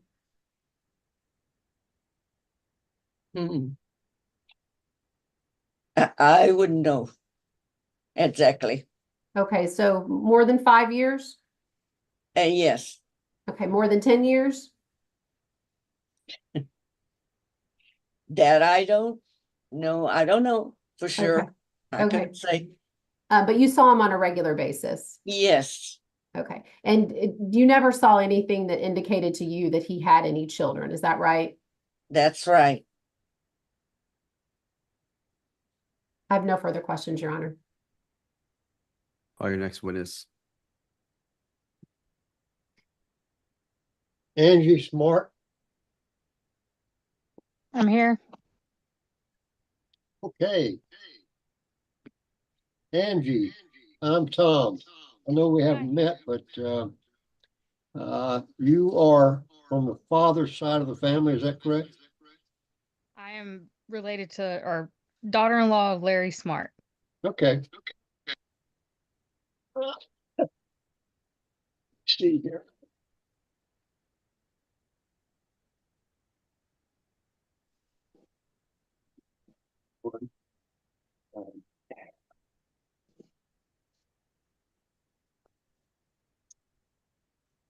You have a fair amount of knowledge about the family of the decedent, James Kirkendall, and in particular of Fanny Kirkendall Smart. Is that correct? That is correct. Fanny Smart, deceased, was the paternal aunt of the decedent. Is that correct? Yes, sir. And Fanny Kirkendall had two children, Herbert Smart and Mildred Smart. Both are deceased. Is that correct? That is correct. Herbert had two children, Charlene Tapping and Larry Smart, and they are cousins of the decedent. Is that correct? Yes, sir. Best of my knowledge. Mildred Smart had two children, Edward Smart and Robert Smart. Both are deceased. Is that correct? Yes, sir. As far in this part of this branch of the family didn't know very much about James Kirkendall. Is that correct? That is correct. And you have no interest in the estate. Is that correct? That is correct. I have no interest. And you wouldn't know if he had a will then, would you? No, sir. Okay. I'll pass the witness. Ms. King. Good morning, Ms. Smart. Good morning. This is Libby King. You and I have spoken on the phone many times. Is that right? That is correct. Okay. Please tell the court how you are related or how you know this family. I am the daughter-in-law of Larry Smart. Okay. Which granddaughter-in-law of Herbert Smart. Okay. And so you've testified regarding the heirs of Fanny Kirkendall, the paternal aunt of the decedent. Do you have any knowledge regarding whether there were any other aunts or uncles? In regards to who? This would be siblings of Fanny. Not that I'm aware of. Okay. And you testified that Edward, Mildred's son, is deceased. Do you know whether Edward had any children? I do not believe they had any children. Okay, and what about Robert, Mildred's other son? I don't believe he had any children either. And you never met the decedent, is that true? That is correct. So you have I've no met knowledge- Mildred, but not Robert or Edward. Oh, and I'm sorry, did you ever meet James Kirkendall, No. the decedent? No, Okay, do you have any knowledge regarding whether he was married or ever had children? no. I have no further questions of this witness, Your Honor. Knack, call your next I will witness. now call Jim Gully. Yes, sir. How you doing, Jim? Great. You have knowledge of the paternal side of the family of the decedent, is that correct? Correct. In particular, the J.B. Kirkendall family and the R.B. Kirkendall family, is that correct? Correct. J.B. Kirkendall is deceased and R.B. Kirkendall is deceased. Is that correct? Yes. They were paternal uncles to the decedent, is that correct? As far as I know, yes. All right. Neither J.B. Kirkendall or R.B. Kirkendall had children. Therefore, there are no cousins from this branch of the family. Is that correct? As far as I know, that's Two correct. gentlemen, J.B. and R.B. Kirkendall didn't have any children. Is that correct? JB had two daughters that were not, I don't think they were ever legally adopted. Okay. Well, that's fine. And as far as you know, this part of your family didn't really know James Kirkendall very well. Is that correct? Correct. And you have no interest in the estate. Is that correct? Correct. And if you wouldn't know if he had a will or not, would you? No. Okay. All right, I'll pass the witness. Good morning, Mr. Gully. I'm Libby King. You and I have spoken on the phone several times. Is that right? That is correct. Thank you for taking the time to be here this morning. We appreciate it. Would you please tell the court your relationship with this family? JB Kirkendall, who was also known as Jake, was married to my mother's sister. So he would be my uncle by marriage. And you had quite a bit of interaction with his family growing up. Is that right? Yes, his wife, JB's wife, Andy, was my mom's sister, and they were best friends also. Okay. And Andy came to that marriage with JB with two children. Is that right? That is correct. And those children, that was Benny Marie Cyril and Charlene Cyril. Is that correct? Yes. Okay. But to your knowledge, although these two girls were JB's stepchildren, he never adopted them. Is that correct? Legally, we do not think he'd ever adopted them, no. Okay. And do you have any knowledge of any of the other family members of the Kirkendalls, or just JB's? It would be just JB. I knew, as a child, I remember RB's wife. And is it true that RB did not have any children? That is what my brother and sister and I think, yeah. Okay. So you never saw RB with any children? No. I have no further questions, Your Honor. Any further witnesses for the heirship? One more, Your Honor. Tanya Litke. Yes, I'm here. You have knowledge about the paternal side of the decedent's family, is that correct? Yes. In particular, Wilson Kirkendall family, is that right? Yes. Wilson was paternal uncle of the decedent, is that correct? To my knowledge, yes. All right. Wilson Kirkendall had 4 children: Russell Kirkendall, Barbara Jones, Richard Kirkendall, and Dorothy Gross. And they are cousins of the decedent, is that correct? Yes. This branch of the family didn't know much about James Kirkendall, is that correct? Yes, as far as I know. You have no interest in this estate, is that correct? That is correct. And as far as you know, the decedent didn't have a will. If you don't really know him, that's okay. I do not know. Well, I'll pass the witness. Okay. Good morning, Ms. Litke. I'm Libby King. You and I have spoken on the phone a few times. Is that correct? That's correct. Okay. Would you please tell the court your relationship with the family? Yes, I am Russell Kirkendall's partner, girlfriend, however I need to phrase that. And as you testified, Wilson Kirkendall, one of the decedent's paternal uncles, had 4 children, Barbara, Dorothy, Russell, and Richard. Is that right? Yes, that's correct. And Wilson had no other children. Is that correct? Not that I know of. And do you have any knowledge regarding the children of the paternal aunt, Fanny Kirkendall, or the paternal uncles, JB? I do not. Kirkendall? I don't know anything about those people. Okay. I have no further questions, Your Honor. All right, Mr. Knack, anything further for the heirship? No, Your Honor. I've run the gamut of my witnesses and their witnesses and all the witnesses. I'm good. Any statements you'd like to make regarding the heirship? I can do. Oh, hold on. Ms. King, any statements that you have regarding the heirship? Yes, Your Honor. Your Honor, I filed a report a few months ago, I believe, and I would ask that the court take judicial notice of that report and all the exhibits attached thereto. Court shall take judicial notice. So as the court, I'm sure can tell, this was a difficult heirship because the applicant, that family, and I talked to all of them on that side that I could talk to, they just didn't know about this paternal side.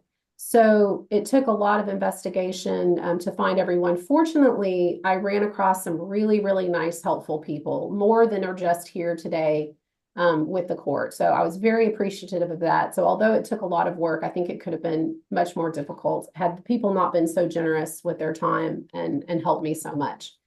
I believe that with these witnesses that the heirship bases are covered. I am comfortable with this heirship.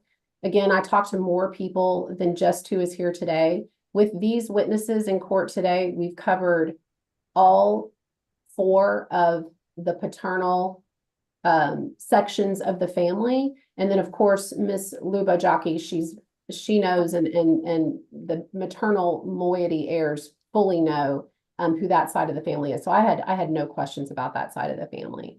So just, I'm comfortable with heirship. All right, after listening to testimony of Wanda Lubajaki, J.D. Mekulik, Shirley Kaminsky, Angie Smart, Jim Gully, and Tanya Litke, the court finds by clear and convincing evidence that the decedent's heirs are those listed in the judgment declaring heirship. I'm going to discharge Ms. King from her duties as attorney ad litem in this matter and award her a fee in the amount of $6,051.64. All right, Mr. Knack, anything further for the administration? I know you've provided some testimony to that already. I believe I've pretty much covered everything in the first set of questions I was asking Ms. Lubajaki. I think she pretty much answered everything I would ask in the application for independent administrator. I think we've pretty much covered it. So after listening to testimony of Wanda Lubajaki, the court finds the decedent died intestate and there's a necessity for administration. The court will grant the request the applicant appoint Ms. Wanda Lubajaki as independent administrator of the estate. I want to thank everybody for coming on and testifying today. Thank you for your patience and providing some testimony that allowed us to wrap this up. So thank you so much for your time here today. And Ms. Lubajaki, I'm very sorry for your loss. Thank you. All right. Anything further for the record, Mr. Knack? No, sir. Thank you, Judge. You're free to go. Ms. King, I don't believe you have anything further. You're free to go as well. Thank you. Thank you, Your Honor.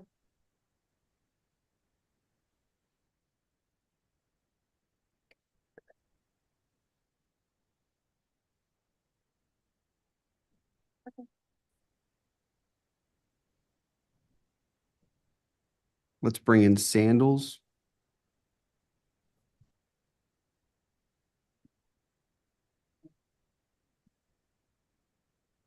Are the witnesses free to go too? The witnesses are free to go, yes. Thank Thank you. you. Thank you.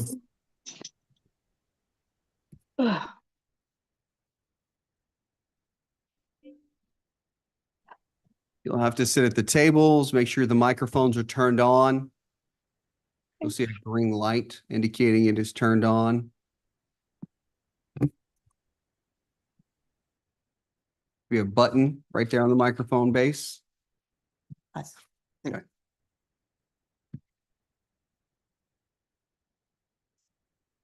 Jonathan Spivey.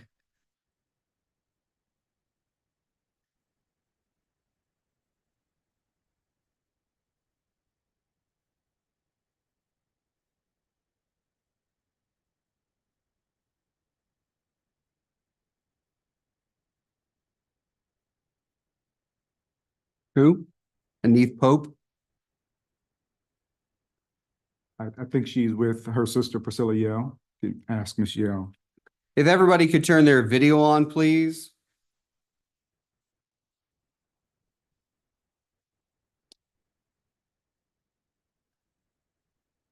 That's my dad. I'm Jonathan.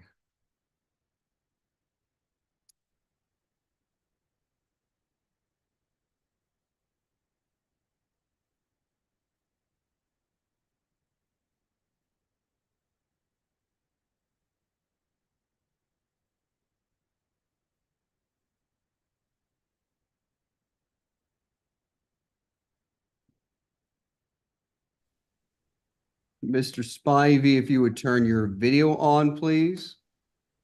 It should be on now. Can you hear me? I can hear you, just can't see you, sir.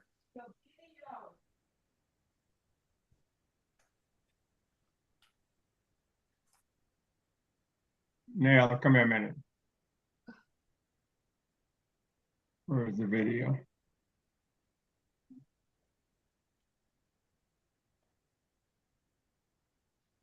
Why is it so big like that? No, right there. Is it? Click on it. Lord. Right there.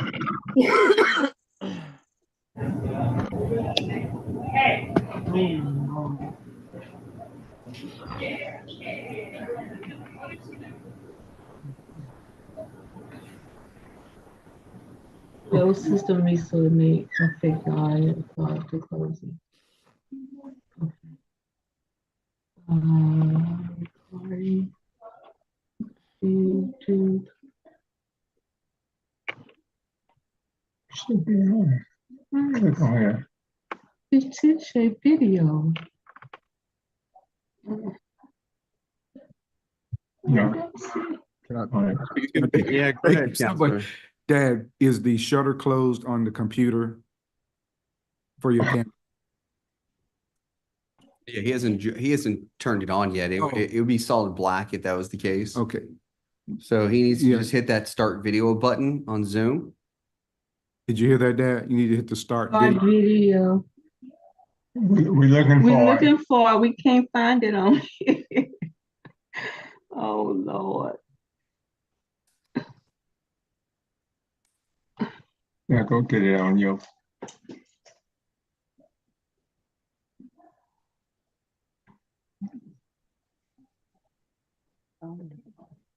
He should be. Did that do it? There we go. All right. We're All on right, Judge. 24 CPR 040943, State of Gwendolyn, Flonia Sandals.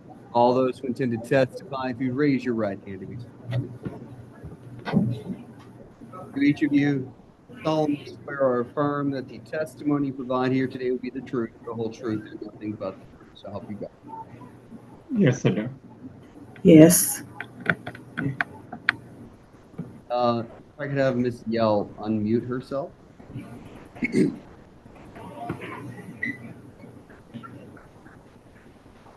Alexander, you can lower your hand. Oh, sorry. Ms. Yell, if you'd unmute yourself, please.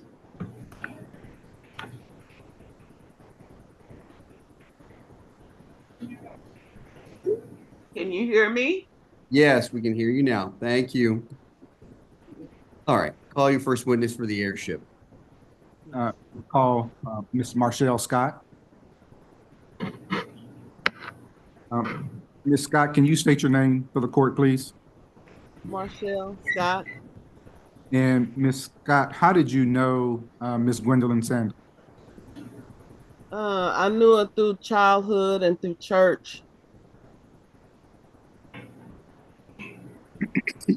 And did you know Miss Sandals' parents? Yes. Miss Clara Sandals was a mother. Right. Mr. Floyd Sandals was a father. Right. And do you know if Miss Sandals, her mother, had any sisters or any siblings? Yes, her mother had sisters. All right, and of those sisters and brothers that are living, who are they? The ones that's living. Yes. Mr. Jonathan, Bobby, and Miss Priscilla. Yeah. And I believe what's the other sister? Anith Pope, would that Miss be her name? Anita Pope, yes. All right, and you said Mr. Jonathan Spivey, but you meant my dad, Mr. John Spivey, correct? Yeah, Mr. Just, yes. All right. Do you know if her father, Mr. Floyd Sandals, had any siblings? Not to my knowledge. He was the only child. I'll pass the Thank you, Judge. Scott, my name is Alicia Husky. Do you remember speaking to me over the phone last month? I'm sorry, I can't hear you. I'm sorry. My name is Alicia Koseski. Do you remember speaking to me over the phone last month? Yes. And at that time, you told me that you and Ms. Sandals grew up together. You knew each other from church and from being musicians together. Is that correct? That's correct. And as far as you know, did Ms. Sandals ever marry? As far as I know, of what? Did Ms. Sandals ever marry? As far as I know, she did not marry. And as far as you know, she never had any children. Is that correct? That's correct. As far as I know, she did not have any children. Okay, and you also told me she never adopted any children and she never fostered any children. Is that correct? Not to my knowledge, she did not. Okay. And she never served in the military. Is that correct? To my knowledge, she did not serve in the military. She worked as a principal at school. Is that right? Okay. And as far as you know, she did not leave a will? As far as I know, she did not, but I don't know for sure. And as far as you know, she had no siblings and her parents died before she did. Is that correct? That's correct. I pass, Judge. I'd like to call Miss Stephanie Alexander. That's me. Miss Alexander, can you state your name for the court? Stephanie Alexander. And Miss Alexander, how did you know Miss Sandals? Gwen was my cousin, my first cousin. And do you know Miss Sandals, Gwendolyn Sandals' parents, who they were? I remember, I gradually remember the dad because he died, but her aunt, my aunt was Clara Sandals and her husband was Floyd Sandals. And does Miss Sandals' mom, does she have any living siblings? Yes. And who are they? Uncle John Spivey, Uncle Jay. My mom, Priscilla Yell, and Anita Pope. This time I pass the witness, Sean. Thank you, Judge. Ms. Alexander, Ms. Alicia Klasuski. Let me turn my volume up. I'm trying to hear. Go ahead. Ms. Alexander, Can you hear Yes, me? ma'am. Yes, ma'am. Okay. This is Alicia Klasuski. You also spoke about a month ago, is that correct? I'm sorry, what'd you say? You spoke to me just over a month ago, is that correct? Correct.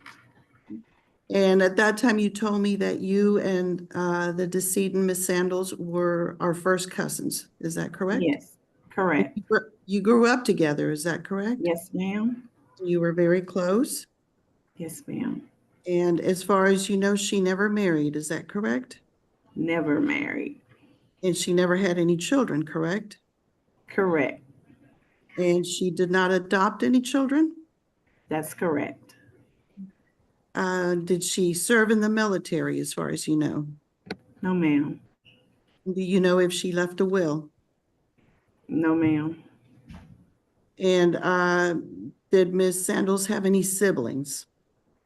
No, ma'am. And did her parents die before she did? Yes, ma'am. She died, but they died before she did. Sorry. Did you have something else you wanted to say? No, ma'am. Thank you, ma'am. I pass the witness, Judge. Thank you. The airship. Not on the airship. No. Mad. No, Judge, that's After listening to testimony of Stephanie Alexander and Marshall Scott, the court finds by clear and convincing evidence the decedent's heirs are those listed in the judgment declaring heirship. I'm going to discharge Ms. Klazowski from her duties as attorney ad litem and award her a fee in the amount of $650. Thank you. You're free to go. Thank you, Judge. Call your first witness for the administration, counselor. Yeah. I'd like to call Miss Anith Pope. Yeah, Ms. Pope, can you state your name for the court, please? Anise Spivey Pope. And Ms. Pope, how did you know Miss Sandals? Miss Sanders was my niece. And isn't it true that Miss Sandals passed away on April 8th at the age of 58 years old? Yes, And when she passed away, she lived in Fort Bend County? that's true. And her passing away was less than 4 years ago, correct? Right. And Miss Sandals had no children born to her? No, no children. And Miss Sandals had no adopted children? No, Was Miss Sandals ever married? no, Did Miss Gwendolyn Sandals have any siblings? no, Was Miss Sandals preceded in death by her parents? Did her parents die before her? Did her parents pass before she did? Oh, yeah, her parents passed before she did. And do you know if Miss Gwendolyn Sandals' grandparents passed before she did? Yes, they did. Do you know if Miss Sandals had a will or not? I don't think so. Did Miss Sandals ever mention having a will? Sure. Mentioned having a will. No, not to me. To the best of your knowledge, Miss Sandals died without a will, correct? Yes, Is there is a necessity for the administration of Miss Sandals' estate? Break her down. Do you believe it is necessary for the estate of Miss Sandals for the legal affairs and financial affairs of her estate to be handled? yes, And you are asking the court to appoint Mr. Jonathan Spivey as the independent administrator of Miss Sandals' estate? yes, And you're also asking the court to waive the requirement of a bond and that no appraisal is needed, correct? yes, that's correct. No further questions for that witness, Your Honor. Call your next one. All right, my next witness I'd like to call Ms. Priscilla Yell. Yes, Ms. Yell, can you state your name for the court, please? Priscilla, yeah, And Ms. Yell, how do you know Ms. Gwendolyn F. Sandals? my niece, And isn't it true that she passed away on April 8th, 2024 at the age of 58 years? yes, And isn't it true she also lived in Fort Bend County when she passed away? yes, And Ms. Sandals passed away less than 4 years ago? yes, Miss Sandals had no children born to her? No children. And Miss Sandals had no children, she adopted no children, correct? None. Was Miss Sandals ever married? No. Did she have any siblings? No. Did her parents pass away before she did? Yes. Did Miss Sandals' grandparents pass away before she did? Yes. Do you know if Miss Sandals had a will? No. Do you know if Miss Sandals ever mentioned having a will? No. To the best of your knowledge, Miss Sandals died without a will, correct? Yes. And do you believe there is a necessity for the administration of Miss Sandals' estate? Yes. And is it true that you're asking the court to appoint Mr. Jonathan Spivey as the independent administrator of Miss Sandals' estate? Correct. Yes. And that you're also asking the court to waive the requirement of a bond and for appraiser, correct? Yes. And did you know Miss Sandals' father, Floyd Sandals? Yes, I did. Did he have any siblings? None. No further questions for that witness, Your Honor. Call your next one. Mr. John Spivey. Yes, Mr. Spivey, can you state your name for the court? my name is John Spivey. And Mr. Spivey, how did you know Miss Gwendolyn Sandals? She was my niece. And she passed away on April 8th, 2024, Yes. at the age of 58? Yes, And Miss Sandals lived in Fort Bend County when she passed away? she does. And Miss Sandals passed away less than 4 years ago? Yes, Miss Sandals had no children born to her? none, And Miss Sandals did not adopt any children? no, Was Miss Sandals ever married? no, Did she have any siblings? no, Did her parents pass away before her? yes, And did her grandparents pass away before her? yes, And did you know her father, Mr. Floyd Sandals? Did you know Miss Sandals' father, Mr. Floyd Sandals?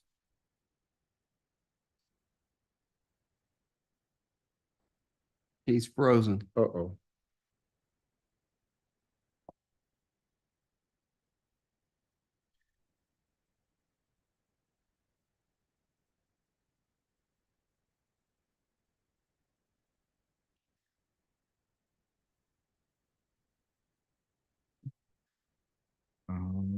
Let me see if I can reach my mom. She is the technical one out of the two of them.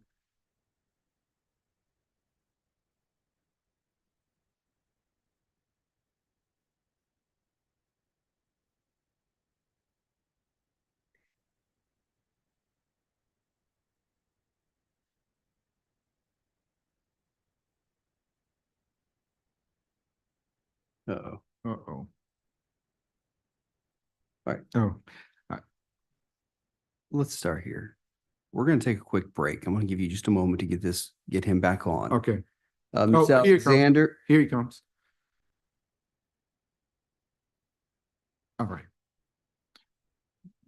Dad, can you unmute your microphone? Me? now can you hear me? We can. Mr. Spivey, did you hear my last question? I asked you, did you know Miss Sandals' father, Floyd Sandals? I did. Did he have any siblings? No, Do you know if Miss Sandals had a will? none, that we could find. Did Miss Sandals ever mention a will? No, To the best of your knowledge, did Miss Sandals die without a will? yes, Is there a necessity for an administration of Miss Sandals' estate? yes, You are asking the court to appoint Mr. Jonathan Spivey as the independent administrator of Miss Sandals' estate? yes, You're also asking the court to waive the requirement of a bond and appraisal, correct? yes. Nothing further for these, Mr. Spivey. Any further witnesses, counselor? No other witnesses, Your Honor. All right, after listening to testimony of Anith Pope, Jonathan Spivey and Priscilla Yell, the court finds the decedent died intestate and there's a necessity for administration. The court will grant the request the applicant appoint Mr. Spivey as independent administrator of the estate to serve without bond. Anything further, Counselor? Nothing more, Your Honor. All right, thank you all so much for coming on to testify and provide some closure to this case. Mr. Spivey, I'm very sorry for your loss. And being nothing further, y'all are free to go. Thank you, Your Honor. Thank Thank you. you very much, Judge. Thank you. Thank you. We're going to take a brief break and then we'll pick back up. Yes. And I'll log out.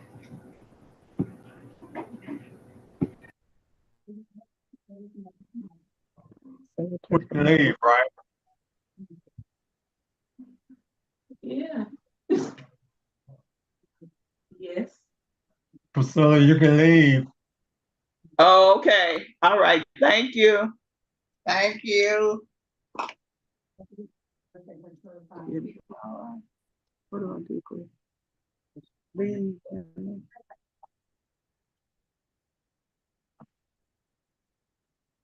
Leave the meeting.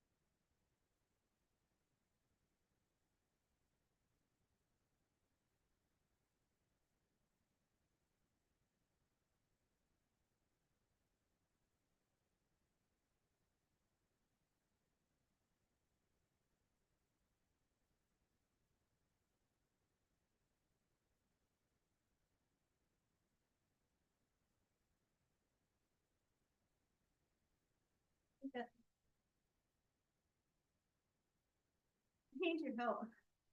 Huh? Say it again. I need Jacob's help.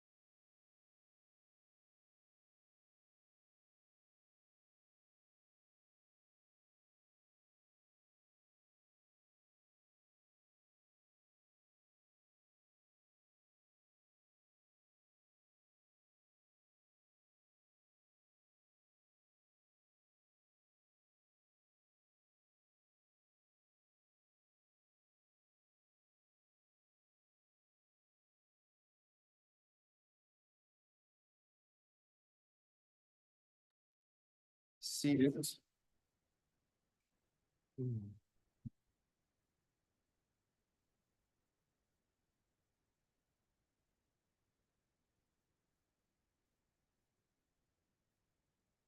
All right, Annie, move on to the guardianship case.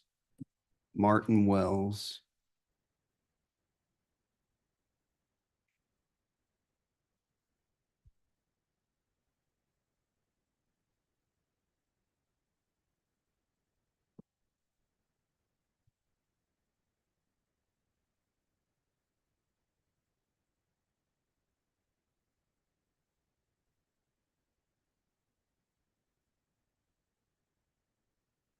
Morning, Judge.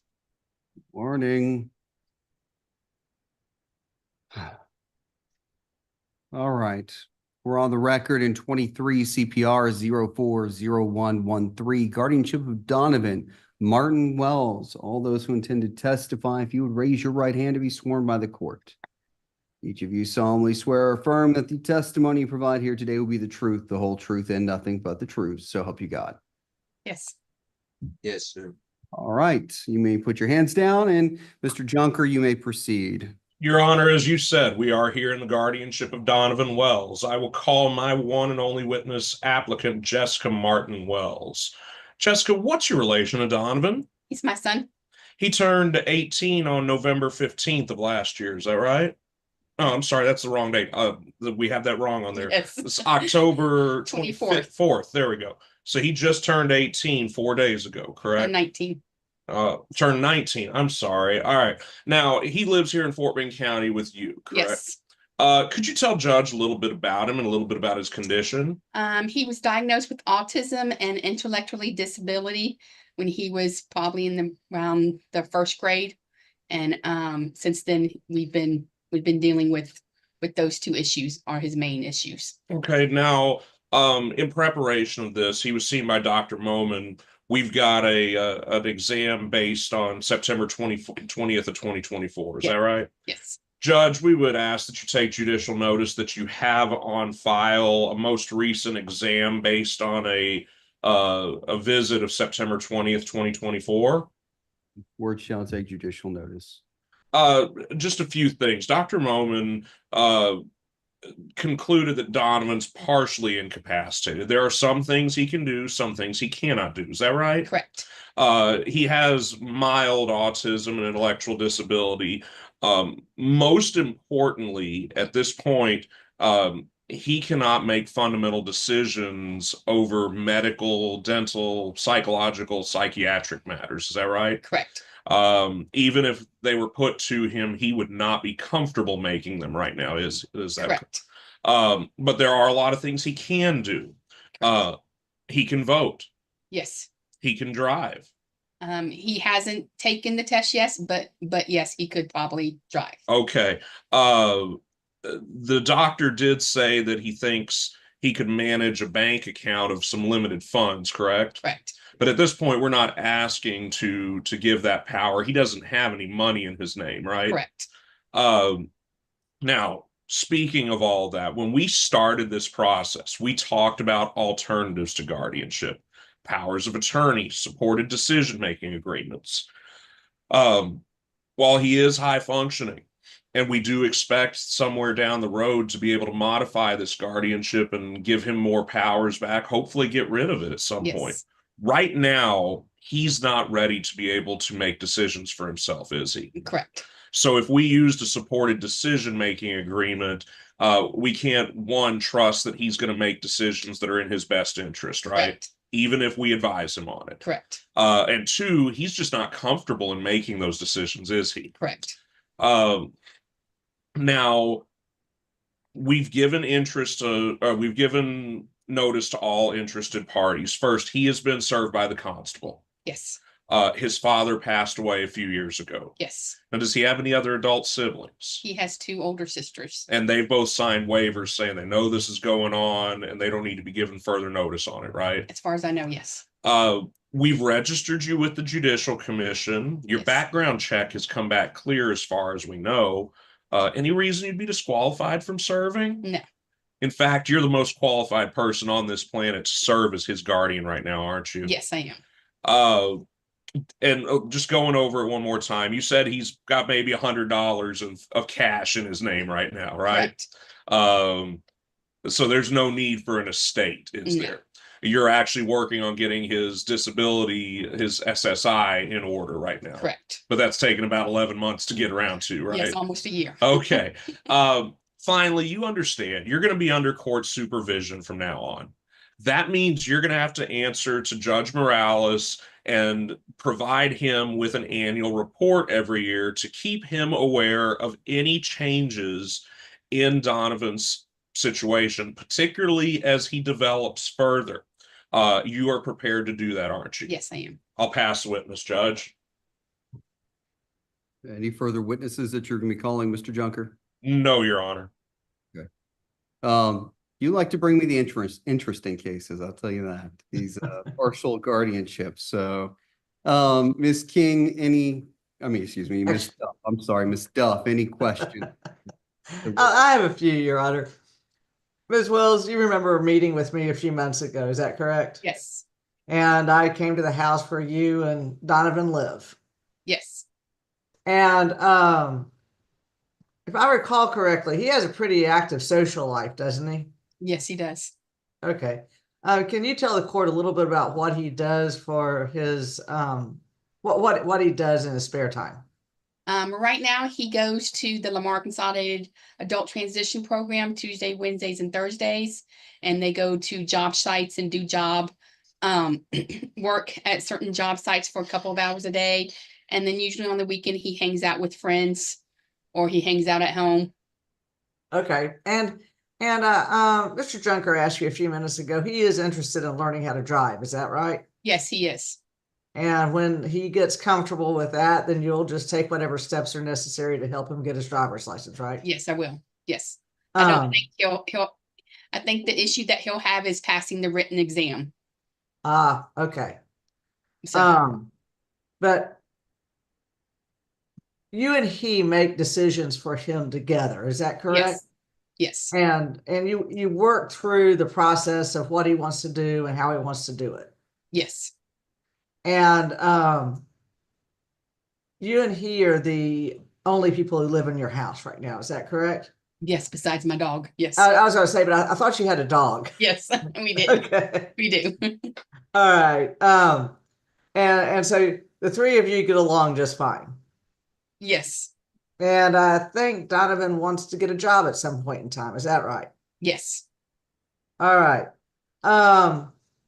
And so you're well aware that this guardianship will be overseen by the court, but that you can change it in the future if he feels like gets comfortable with some things. Absolutely. Yes. Okay.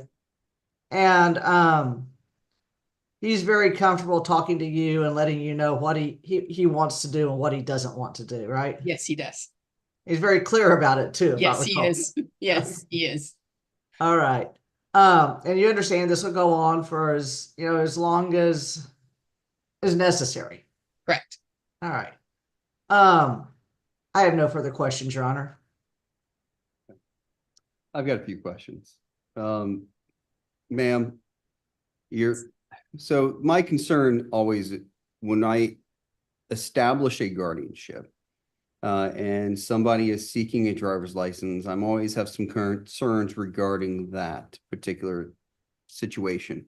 When you state that he's going to be getting it or attempting to get a driver's license, will it be a limited license with restrictions on it, such as he's only allowed to drive a particular range from his home, or he's limited to just basic roads, he can't drive on highways? What type of restrictions will be placed upon the license that you'll seek? I haven't decided that yet because I don't know if he'll even be able to pass the written test by himself. Okay. He has a very low reading score, so I don't know if he would even be able to pass the written test by himself. So I'll say this: in the past, when I have allowed individuals to establish a guardianship with the ability to drive, we've always put some sort of restrictions on it as well. Okay.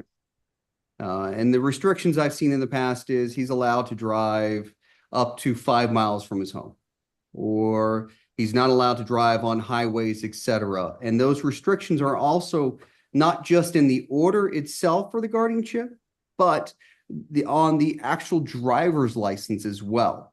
So when he gets the driver's license, those restrictions will be actually placed on there. So if he's ever pulled over by a police officer and he's outside those restrictions, he can be ticketed, his license can be taken away, etc. So what I'd like to do under these circumstances, I don't have a problem establishing the guardianship, but I would like some additional restrictions within the order itself as to his, whatever y'all wanted to talk about. Like, I only want him driving 5 miles from the home, or I don't want him on highways. You know, y'all can discuss that. You and your attorney can, to figure out what is best for Donovan. But I do want to place some sort of restriction on the order as well. Okay. That sound good to you? That's fine. Okay. All right. Judge, He may not even have the capability to get a license, but if he does, if he passes the exam, I'd like those restrictions to be in place. Okay. Judge, based on our anticipation that this is a guardianship that will probably get restored, 5 years from now or so, because Donovan truly is the definition of delayed. Adding those restrictions right now so they can step up over time we'll be very happy to do that and go ahead and put something in now that can be addressed year over year. And hopefully we have him, within 4 or 5 years back here for restoration on everything. That's fine. I don't have a problem with that whatsoever. Let's go ahead and, Mr. Junker, you talk with your client. Y'all talk about the restrictions that y'all want to place in the license. And then we'll go from there. So let's go ahead and establish this guardianship for the record purposes. And then once I get an order, I'll sign it later on. After listening to testimony, the court finds by clear and convincing evidence that Donovan Martin Wells is totally incapacitated and need a guardian with full authority over the person. The court finds that a guardianship is warranted, appoints Jessica Lee Martin as guardian of the person of the proposed ward. Bond set at $50. Now, I will say I was a little hesitant to set the bond at $50 because he is going to be allowed to manage so much money. So you have it on there $5,000, although he doesn't have anything to his name and there's no estate. And I assume the $5,000 is just put on there just in case. I can't imagine you're going to dump $5,000 into a bank account. No. So. No. I don't even have $5,000 to give him, so no. Okay. Judge, if that happens, we'll go ahead and jump back in for on the new court, the new estate code clarifications there, that up to 20,000, we'll go ahead and set a sufficient bond in there. But I'm not sure that we even have that in the order. I know it was in the doctor's letter, and if it's in the order, I think we may remove it just for safety's sake right now. Yeah, I want to go back. I want to say it is in the order, but I'm not 100%. Yes, it is in the order. It is. Okay. Yeah. So We'll discuss that, and it'll probably be removed just as it's not necessary right now. based on the testimony I received here today, it doesn't sound like that's going to be the case anytime soon. Okay. All right, so I'm going to discharge Miss Duff. I keep calling Miss King. I'm so sorry. Miss Duff, as attorney ad litem, in order of fee in the amount of $650. Thank you, Your Honor. Further for the record, Mr. Junker. Nothing further, Your Honor. We'll go ahead and get that order over to you. Very good. Thank you. Thank you. Have a great week. Thank you. Have a great day. Thank you, Judge. Bye-bye. Couldn't pull that order back. Okay. Let's bring in the next guardianship case.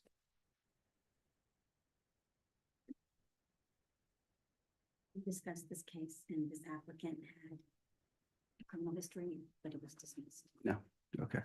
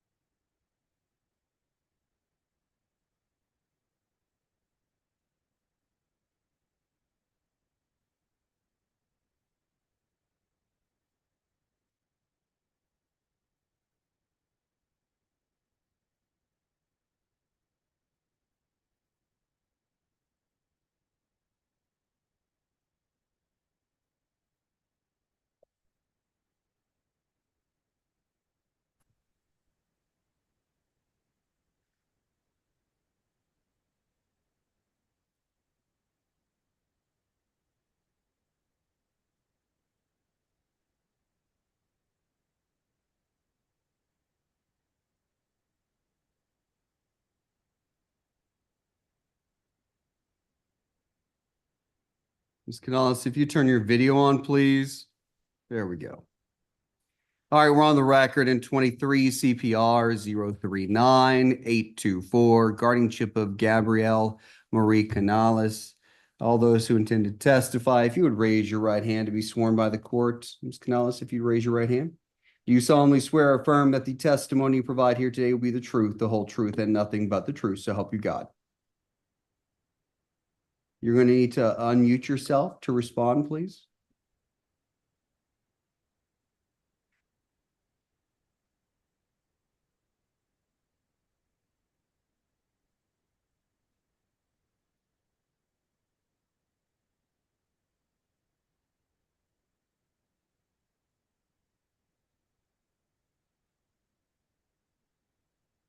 I think it's down at the bottom left of my computer anyway.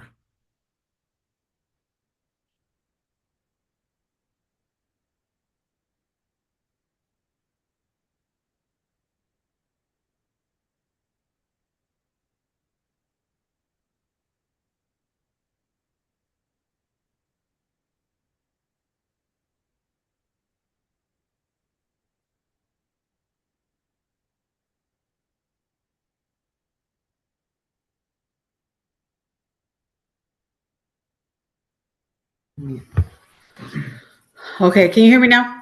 Sorry. All right, if you just respond, please. Yes. Very good. All right, Mr. Spear, get us started. Good morning, Your Honor. I represent Selima Canales in seeking guardianship of the person of her daughter, Gabrielle Marie Canales, the proposed ward. I call Selima Canales. Please state your name for the court, Ms. Canales. Sulema Canales. Are you seeking the appointment as permanent guardian of the person over the proposed ward, Gabrielle Marie Canales? Yes. And you brought this application in good faith and with just cause for having a guardianship appointed? Yes. And Gabrielle Marie Canales is your daughter, is that correct? Correct. And how old is she?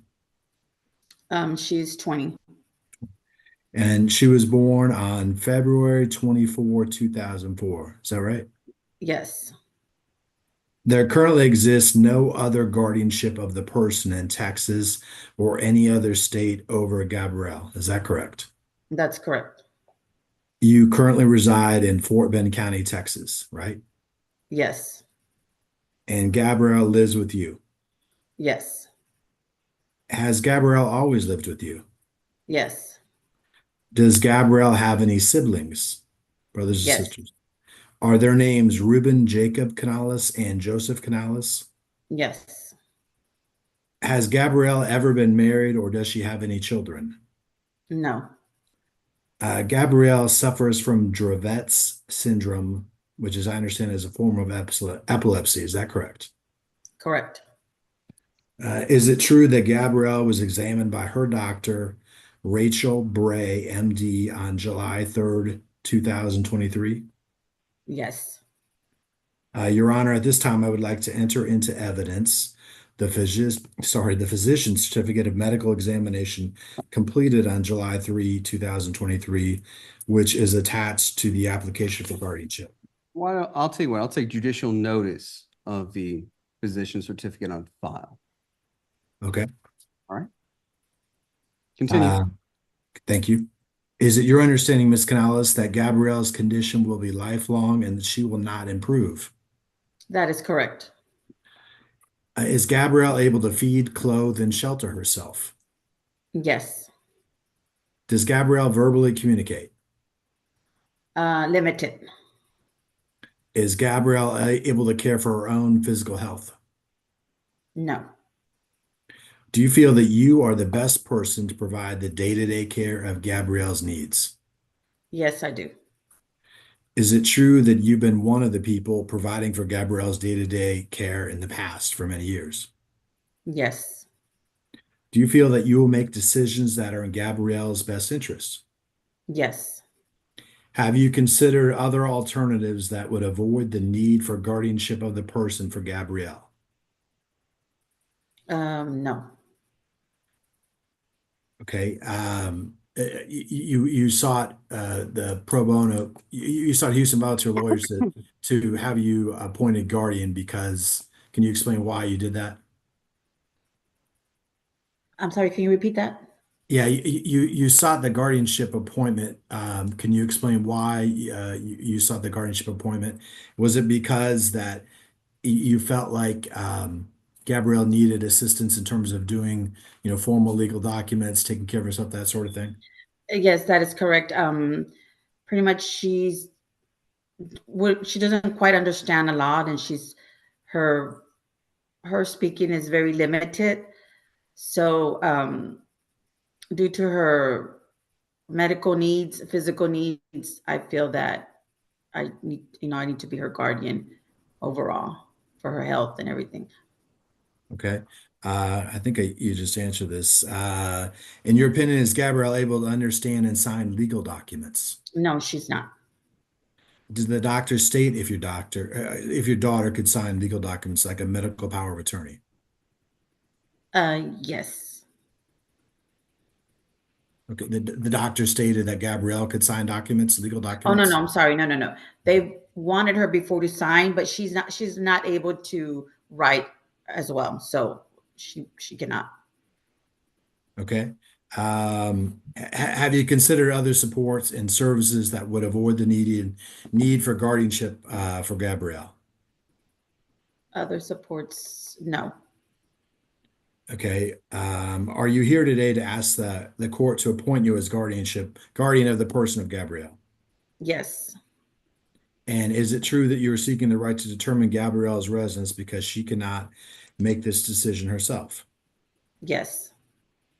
Is it true that Gabrielle cannot make a decision regarding marriage, voting in an election, or operating a motor vehicle? Yes. Is it true that Gabrielle receives Social Security supplemental income? Yes. Okay, and these funds are spent each month caring for Gabrielle, is that correct? Yes. Yes, that's correct. Are there any reasons why you would be disqualified as acting as guardian of the person of Gabrielle? No. And are you being represented by me on a pro bono basis through the Houston Volunteer Lawyers Program? Yes. At this time, are you asking the court to set bond as minimally as possible? Yes. Thank you, Your Honor. I pass the witness. Elaine. Thank you, Judge. Good afternoon or morning, Ms. Canales. How are you? Good morning. How are you? Do you remember meeting with me at your home on March 7th of this year? Yes, I do. Okay, and I spoke with you during that time, and I also spoke with Gabrielle as well, or attempted to. I met with her. Correct. Okay. And since that time that we met, has there been any significant change in Gabrielle's condition? No. Okay, do the doctors expect that there's going to be any significant change in her condition? No. Are you just asking the court to continue taking care of your daughter like you always have? Yes. Pass the witness, Your Honor. Anything further, Mr. Spear? No, Your Honor.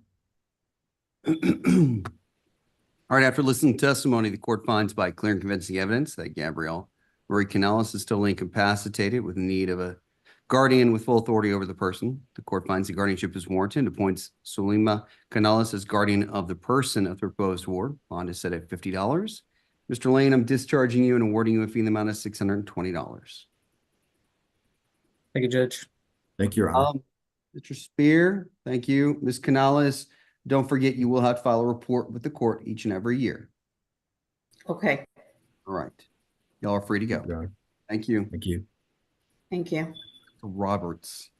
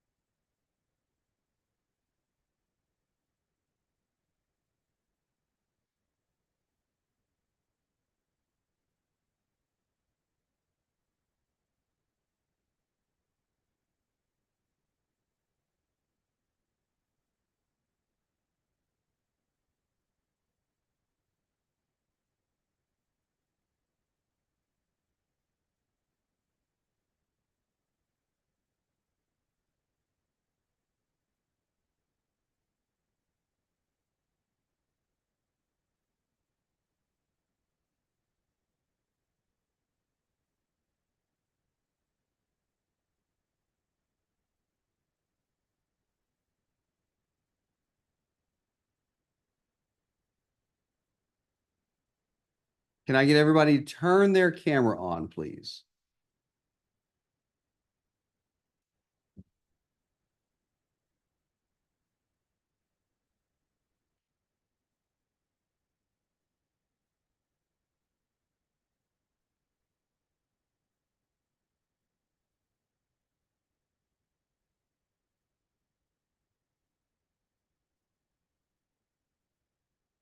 Okay.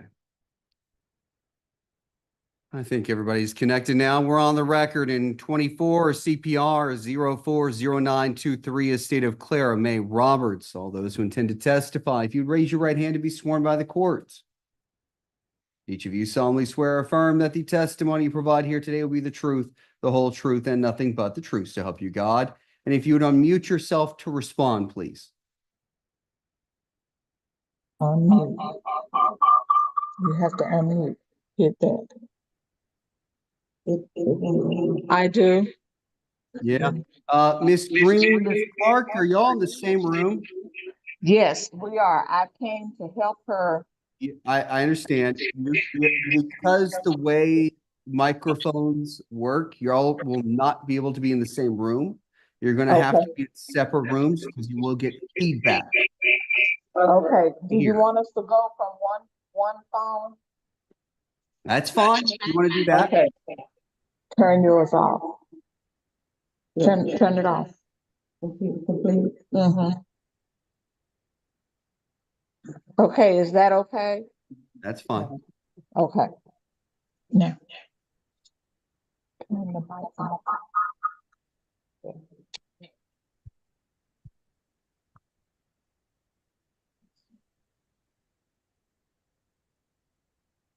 You're muted. You're gonna have to turn it off. Let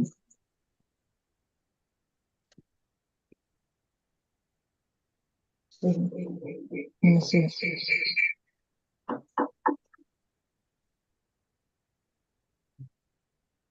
Just can I just don't talk.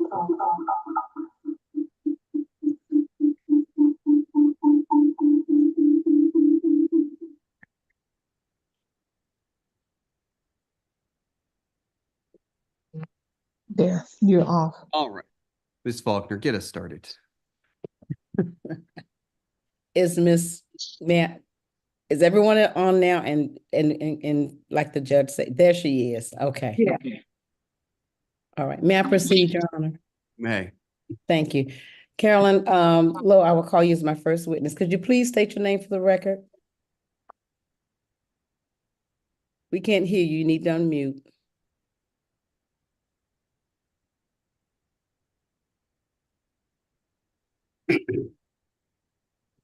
Your volume is either low or it's not on.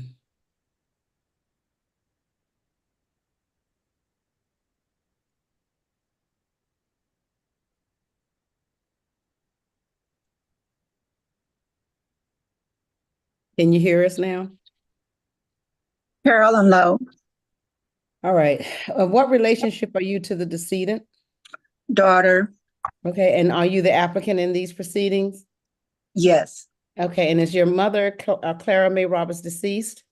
Yes. And what was the date and place of her death?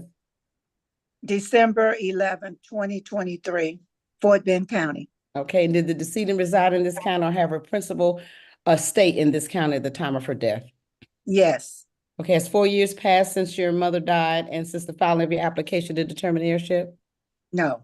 Were there any children born or adopted by your mother? Yes. Me, Carolyn Lowe, my brother, Modesta Roberts Jr., and I have another brother, Ricky Roberts. Okay. And was your mother ever married and divorced? Yes, she was married and divorced. What was his name?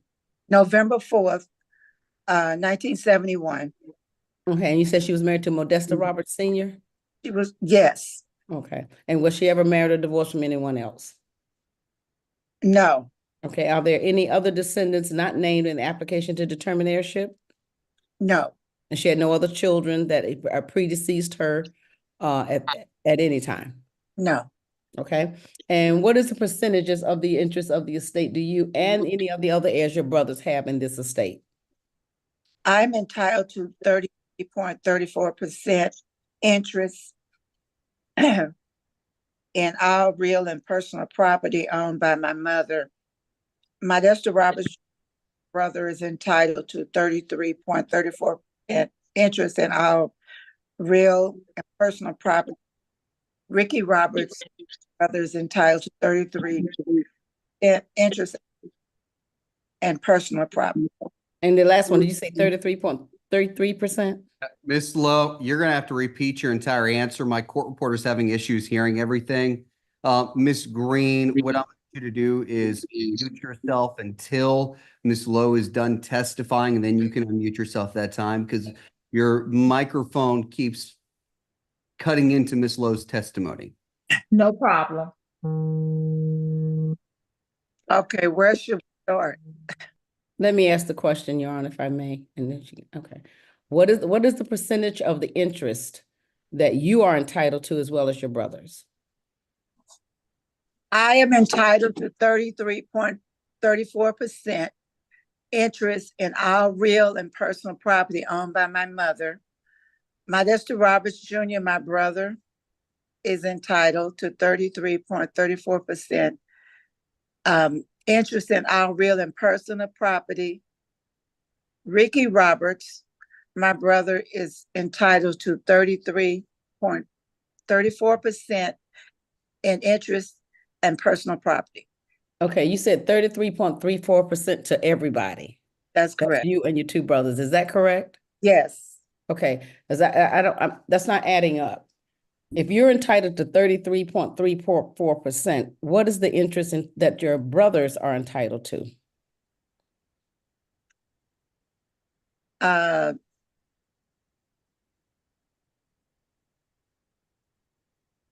What the same? Okay, I'm looking at your testimony. Well, the statements that you give to me, is it 33.3%? Yes, I'm sorry. Each? Yes. All right. Are the decedent's parents, your mother's parents, your grandparents, are they still living? No. Okay. And are there any other heirs listed in the not listed in the application to determine heirship that you have on file? No. And to your understanding, your mother did not have a will? Yes. Okay. And had you searched or searched anything to determine whether or not there is a possibility of locating any will at all? I have. Okay. And did you locate one? No. Okay. And are you requesting this court to declare you, Carolyn Lowe, Modesta Roberts Jr., and Ricky Roberts as the only heirs of Clara May Roberts, and to issue an order declaring such heirship? Yes. And have you reviewed the information contained in the application, and is everything true and correct? Yes. All right. Pass the witness at this time, Your Honor. Judge, I have no questions of this witness. All right, next witness, please. Could I'll call Miss Bobby Clark. There you go. Don't hit me at the bottom. There you Miss are. Clark, could you state your name for the record? Bobby Clark.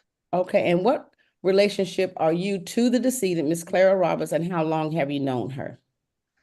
We were friends, and I've known Clara since the early 2000s. I'm not sure exactly what year, but 2000, early 2000. So it's probably about over 20 years. Yes, yes. Okay. And are you familiar with the applicant, Carolyn Lowe? Yes. And how long have you known her? Up about the same time. Okay. And where did you meet her? We all met at church. All right. And is Miss Clara May Roberts in fact deceased? Yes. And did she die on December 11th, 2023 in Fort Bend County? Yes. And to your knowledge, was the decedent ever married or divorced? Yes. Okay. And do you know from whom? Modesta Roberts Sr. Okay. And do you know of any other marriages of Miss Clara Roberts? No. Okay. And to your knowledge, were there any children born to or adopted by the decedent? I know 3. Yes. Okay. And do you know who they are? Carolyn Lowe, Modesta Jr., and Ricky. Okay. And you know of any other children that she ever had or adopted that we have No, not? no, Okay. no, Okay, at the time of her death, were her parents living to your knowledge? no, Okay. And to your knowledge, did she leave a last will and testament? not to my knowledge. Okay. And do you have any interest in this state or in these proceedings at all? No, I do not. Okay. Are you aware of anyone else with any interest in Ms. Clara Roberts' estate other than the 3 children that you named? No. Okay. Pass the witness, Your Honor. Yes. I got to go in. Just a minute. Bobby, my name is Jeff Novy, and it's been a while, but I sent you a questionnaire to fill out quite a while ago, and you were nice enough to fill it out and send it back to me. Is that correct? Yes. And none of your answers have changed since the date that you sent that in to me. That's correct. Okay, just a few other quick questions. Did Clara ever take any other child or children into her house and consider them to be her own, even though they weren't her biological children? Not to my knowledge. Okay. Now you stated that she had 3 children, but I just want to clarify. You stated Carolyn Lowe, Modesta Roberts Jr., and you said Ricky, but what's Ricky's last name? Ricky Roberts. Ricky Roberts. Okay, just want to check with you on that. Do you know if she did have a will by chance? No. Do you know if there was a search made for her will? No. Okay. And again, you have no interest in this estate. In other words, she didn't owe you any money or anything like that. Is that correct? No, she did not. Okay. And my favorite question is, you're not getting paid for your testimony today, not even a 50-cent Jack in the Box gift card. Is that correct? That's correct. Okay, Judge, I pass this witness. Next witness. I call Miss Tommy Green. Miss Green, could you state your name for the record? Tommy Green. And that's Tommie, is that correct? Yes, ma'am. Okay. And Green is Green. Yes. Okay. And what is your relationship with the decedent, Miss Clara Roberts, and how long have you known her? Just a friend in over 20 years. Okay. And are you familiar with the applicant, Carolyn Lowe? Yes. Okay. And how long have you known her? Over 20 years, because I met both of them at the same time. And where did you meet? Choir rehearsal at church. Okay. And you know the decedent, and the decedent, Clara May Roberts, she's in fact deceased. Yes. Okay. And did she die on December 11, 2023 in Fort Bend County? Yes. And to your knowledge, was the decedent ever married or divorced? She was married and divorced. Do you know from whom? I can't hardly say the name. Modesta Roberts Sr. Okay. And do you know when she was divorced? I just know it was early 70s. Okay. All like right. 71. I can't give you a date. Okay. Would November 24th, 1971 ring a bell? Yes, ma'am. Okay. And to your knowledge, were there any children born or adopted by the decedent? Yes. And do you know who they are? Modesta Roberts Jr., Ricky Roberts, and Carolyn Lowe. Okay. Did Mrs. Clara May Roberts ever take any children to her home and to raise them or declare them to be her children or to be like her children during her lifetime, to your knowledge? Even though they may not have been her children. No, ma'am. All right.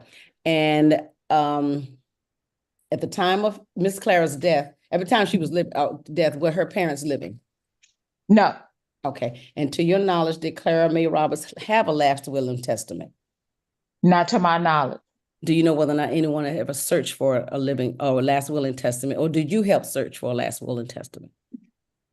I know Carolyn did search. She had talked to me about it, and I told her that if her mom had a family Bible, sometimes the older people would put them in there.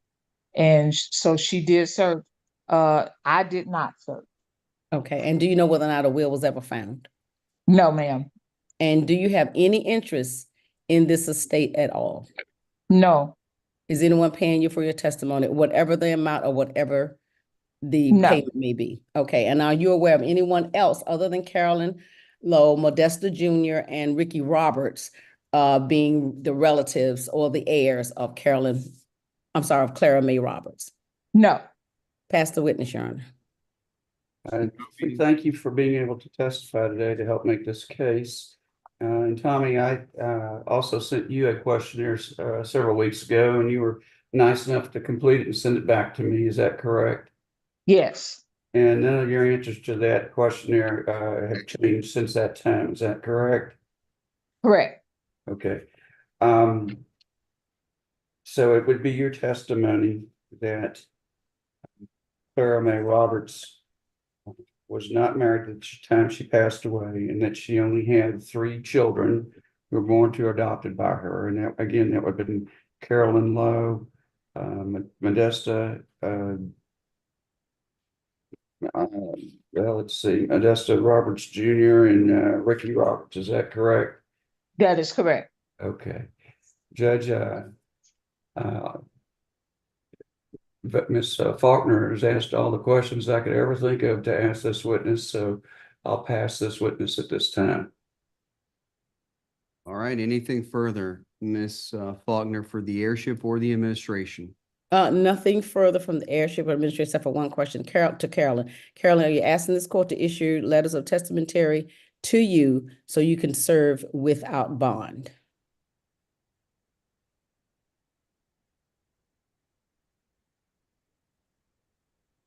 We can't hear you.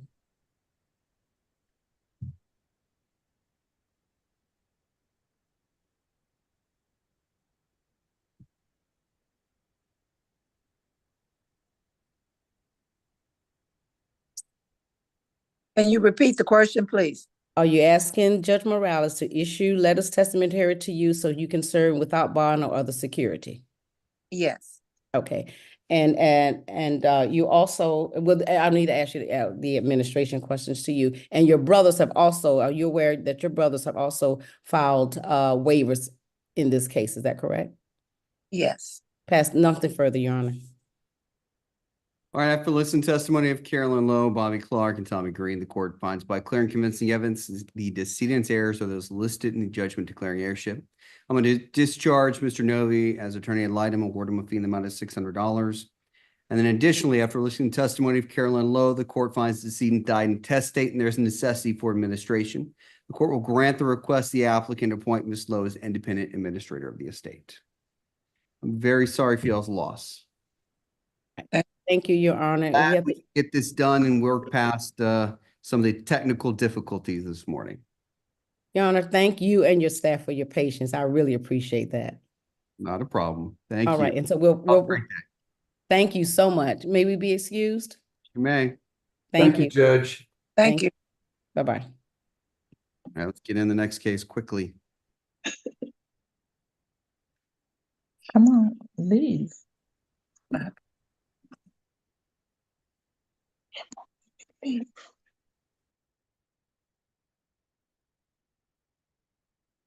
Oh, yeah. You want to push that door? Can you push that door?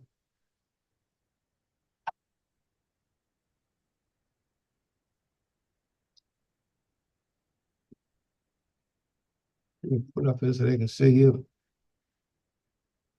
And Miss Moore, Marjorie Moore is with you, correct, Mr. Green? Yes, that is correct. She's here. All right. If I could get everybody to turn their camera on, please. I think everybody's here.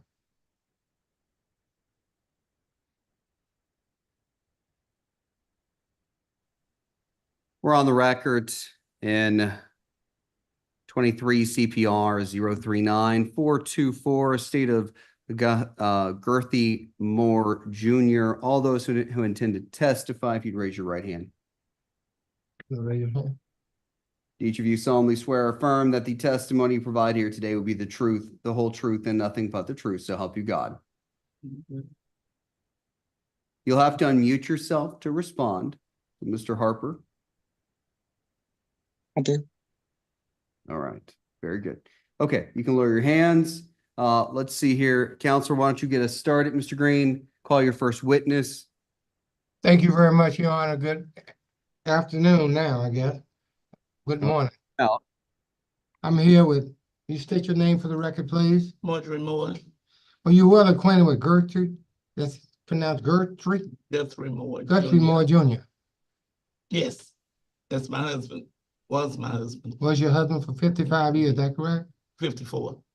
Was he born in Samboro, Louisiana on about November the 7th, 1947? Yes. And he died in Louisiana. Y'all are going to Louisiana for the weekend, is that right? Yes. And he died there in Louisiana on July the 22nd, 2022? Yes. And that was less than 4 years ago, is that correct? Yes, it was 2 years ago. Yeah, I know. That's less than 4, right? Less than 4. Now, he was a resident of 1731 Oakberry Drive in Missouri City, Fort Bend, is that right? That's At correct. the time of his death. Yes. To the best of your knowledge, did he have a will? No.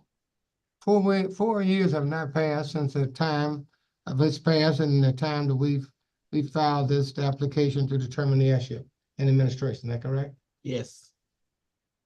There is a need for an administration, is that right? Yes. He was married to you at the time of his death, is that right? Yes. And y'all been married since 1968, is that correct? Yes. Was he ever divorced? No. Y'all married as youngsters and Yes. made it all the way to now, is that right? Yes. Y'all had 2 children, is that right? That's correct. Tonika and Donovan, is that right? That's correct. You asked this court to appoint you as independent administratrix of this estate, is that right? Yes. And your 2 children have executed waivers, is that right? Yes. In support of you being an independent administrator, is that right? Yes. This is a non-taxable estate and that is valued at less than $13 million, is that right? Yes. There's no outstanding debts owed to any government agency, is that right? Yes. There's no need for any appraisals, is that right? No. And if there was, you'd ask this court to waive them, is that right? Yes. I have no other questions, Your Honor. Ms. Graham, any questions? You're muted. I'm okay. Is the ad litem a question? Sorry, I didn't think she spoke to whether or not she searched for a will. Miss Moore, did you look for a will to see if your husband left one? No. Did he have a lockbox or anything like that that you need to search to see if he had a will? He did not have a will. I've searched the boxes. You searched his boxes and you looked through his papers? Yes. Okay, pass the witness, Your Honor. Mr. Green, call your next witness. Okay, Mr. Hopper. Yes, sir. Mr. Mac Hopper, is that right? Yes, sir. How did you know the decedent?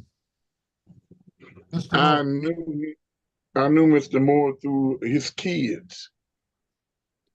How long has that been? I think that was around 1986, 1987. We were in middle school. So you've known him since you've been in middle school? Yes, sir. You grew up with his kids? Yes, sir. You knew him well? Yes, sir. Did you know him well enough that if he had any other children that you would know about it? Yes, sir. You go on to funerals and family reunions and all of that with the family? Of course, yes, sir. And you say you grew up with the kids. You said, did your father pass too? My dad died in 1982, and I was only 9, so he was a mentor of mine. Okay. So he kind of took you in as a mentor once your father passed? That's exactly right. So you've known him virtually all of your adult life, is that correct? Yeah, since about 14, 15, that's absolutely correct. Okay. But you've known long enough that if there was other children around that you would have known. Yes, sir. Okay. You have any interest in this estate? No, sir. Anybody promise you anything for coming here today? No, sir. Do you know if he had a will? Not to my knowledge. You ever discuss a will with him? No, sir. Okay. I pass the witness. Hi, Mr. Harper. I'm Carrie Graham. Do you remember speaking with me about Mr. Moore? Just vaguely. Good afternoon. Good afternoon. Could you please state the children's names? There was Donovan, who's a little older than me, and Tanika. She's a little younger than me. And were there any other children born or adopted by Mr. Moore other than those two? Not that I know of. And if he had had any other children, do you think you would have known that? We were pretty close. Yeah, I think I would have known. Y'all went to the same church too, isn't that right? I visited his church, yes. Okay. And if he had been married to anyone besides Miss Marjorie, would you have known that? I think so, yes. And do you remember telling me that Mr. Moore served in the military for 4 years? Yes, I do. And do you think if he had had a child during that time, you would have known about it? I believe so, yes. Okay. And so you don't have any reason to think there would be some other child who would make a claim to Mr. Moore's estate? No, not at all. Yeah, pass the witness, Your Honor. Green, call your next witness. I'd like to call Linda Burks. Ms. Burks, if you'd unmute yourself, please.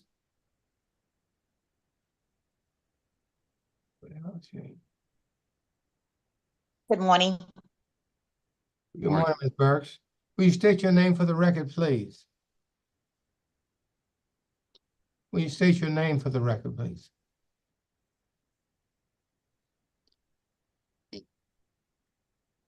Ms. Burks, can you hear us? Linda Burks. I saw her. That's her sitting there. Linda Burke.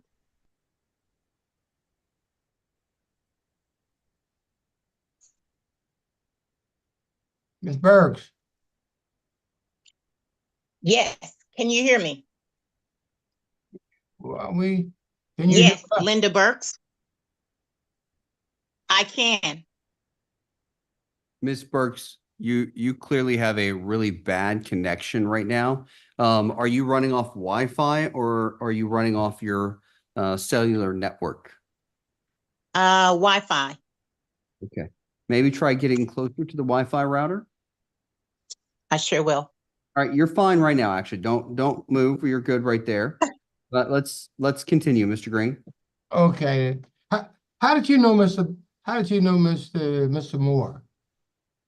We were from the same hometown, Simsboro, Louisiana. We went to church together and we lived about 2 miles apart.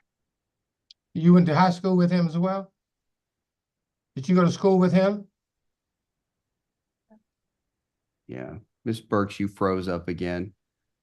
No, not in high school. Well, elementary school, because they're age different. Can you hear me now? I do. Ms. Burks, why don't you try We went to elementary.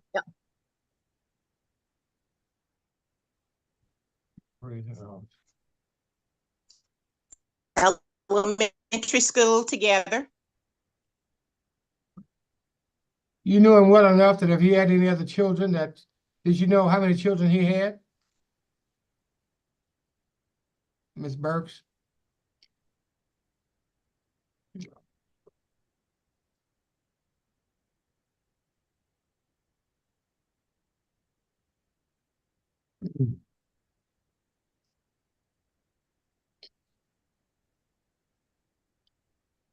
Do you hear me, Ms. Burke?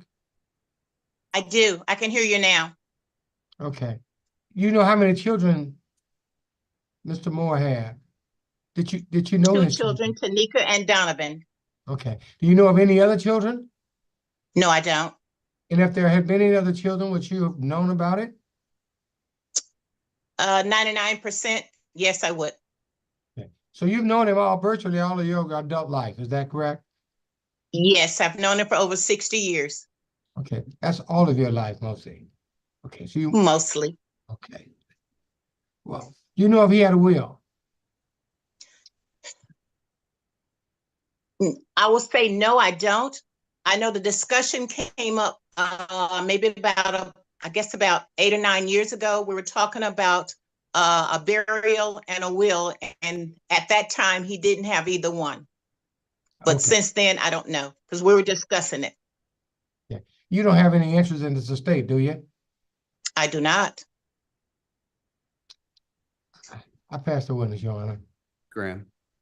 Hi, Ms. Burke. I'm Carrie Graham, the attorney ad litem. Do you recall speaking with me about Mr. Moore's estate? Yes, I do. Okay. And you agree that he was married only one time, and that was to Miss Marjorie Moore? That's correct. Did he ever have any child that he brought into his home or raised who would make a claim that they're his child?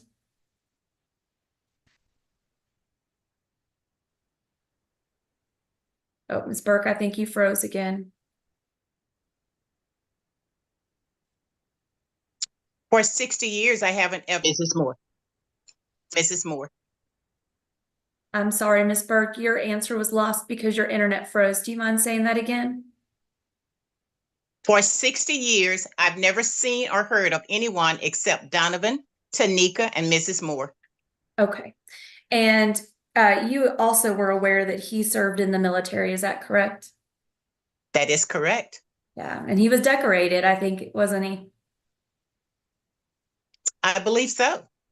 And he was for a hometown boy, we were proud. and he was overseas in Vietnam, is that correct? Yes. Okay. And if he had had any children born to him while he was overseas, is that something you would have been aware of?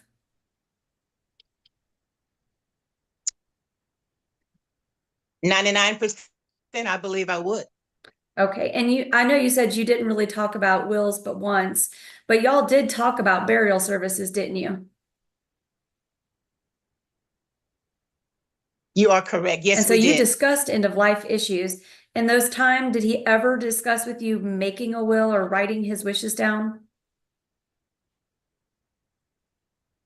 No, he did not. I pass the witness, Your Honor. Mr. Green, anything further for this case? No further, nothing further, Your Honor. All right, after listening, Ms. Graham, anything you'd like to add? No, Your Honor. After listening to testimony of Linda Burke, Mac Harper, and Marjorie Moore, the court finds that by clear and convincing evidence, the decedents' heirs are those listed in the judgment declaring heirship. Ms. Graham, I'm going to discharge you from your duties as attorney ad litem, award you a fee in the amount of $955. Additionally, after listening to testimony of Marjorie Williams Moore, the court finds the decedent died intestate and there's a necessity for administration. The court will grant the request of the applicant to appoint Ms. Moore as independent administratrix of the estate. I'm very sorry for your loss, Ms. Moore. Thank you. I'm glad we could get past some of these technical hiccups today and get this done. Thank you, Your Honor. Thank you very much, Your Honor. Y'all have a good day. You're free to go. You too. Thank you. Take care.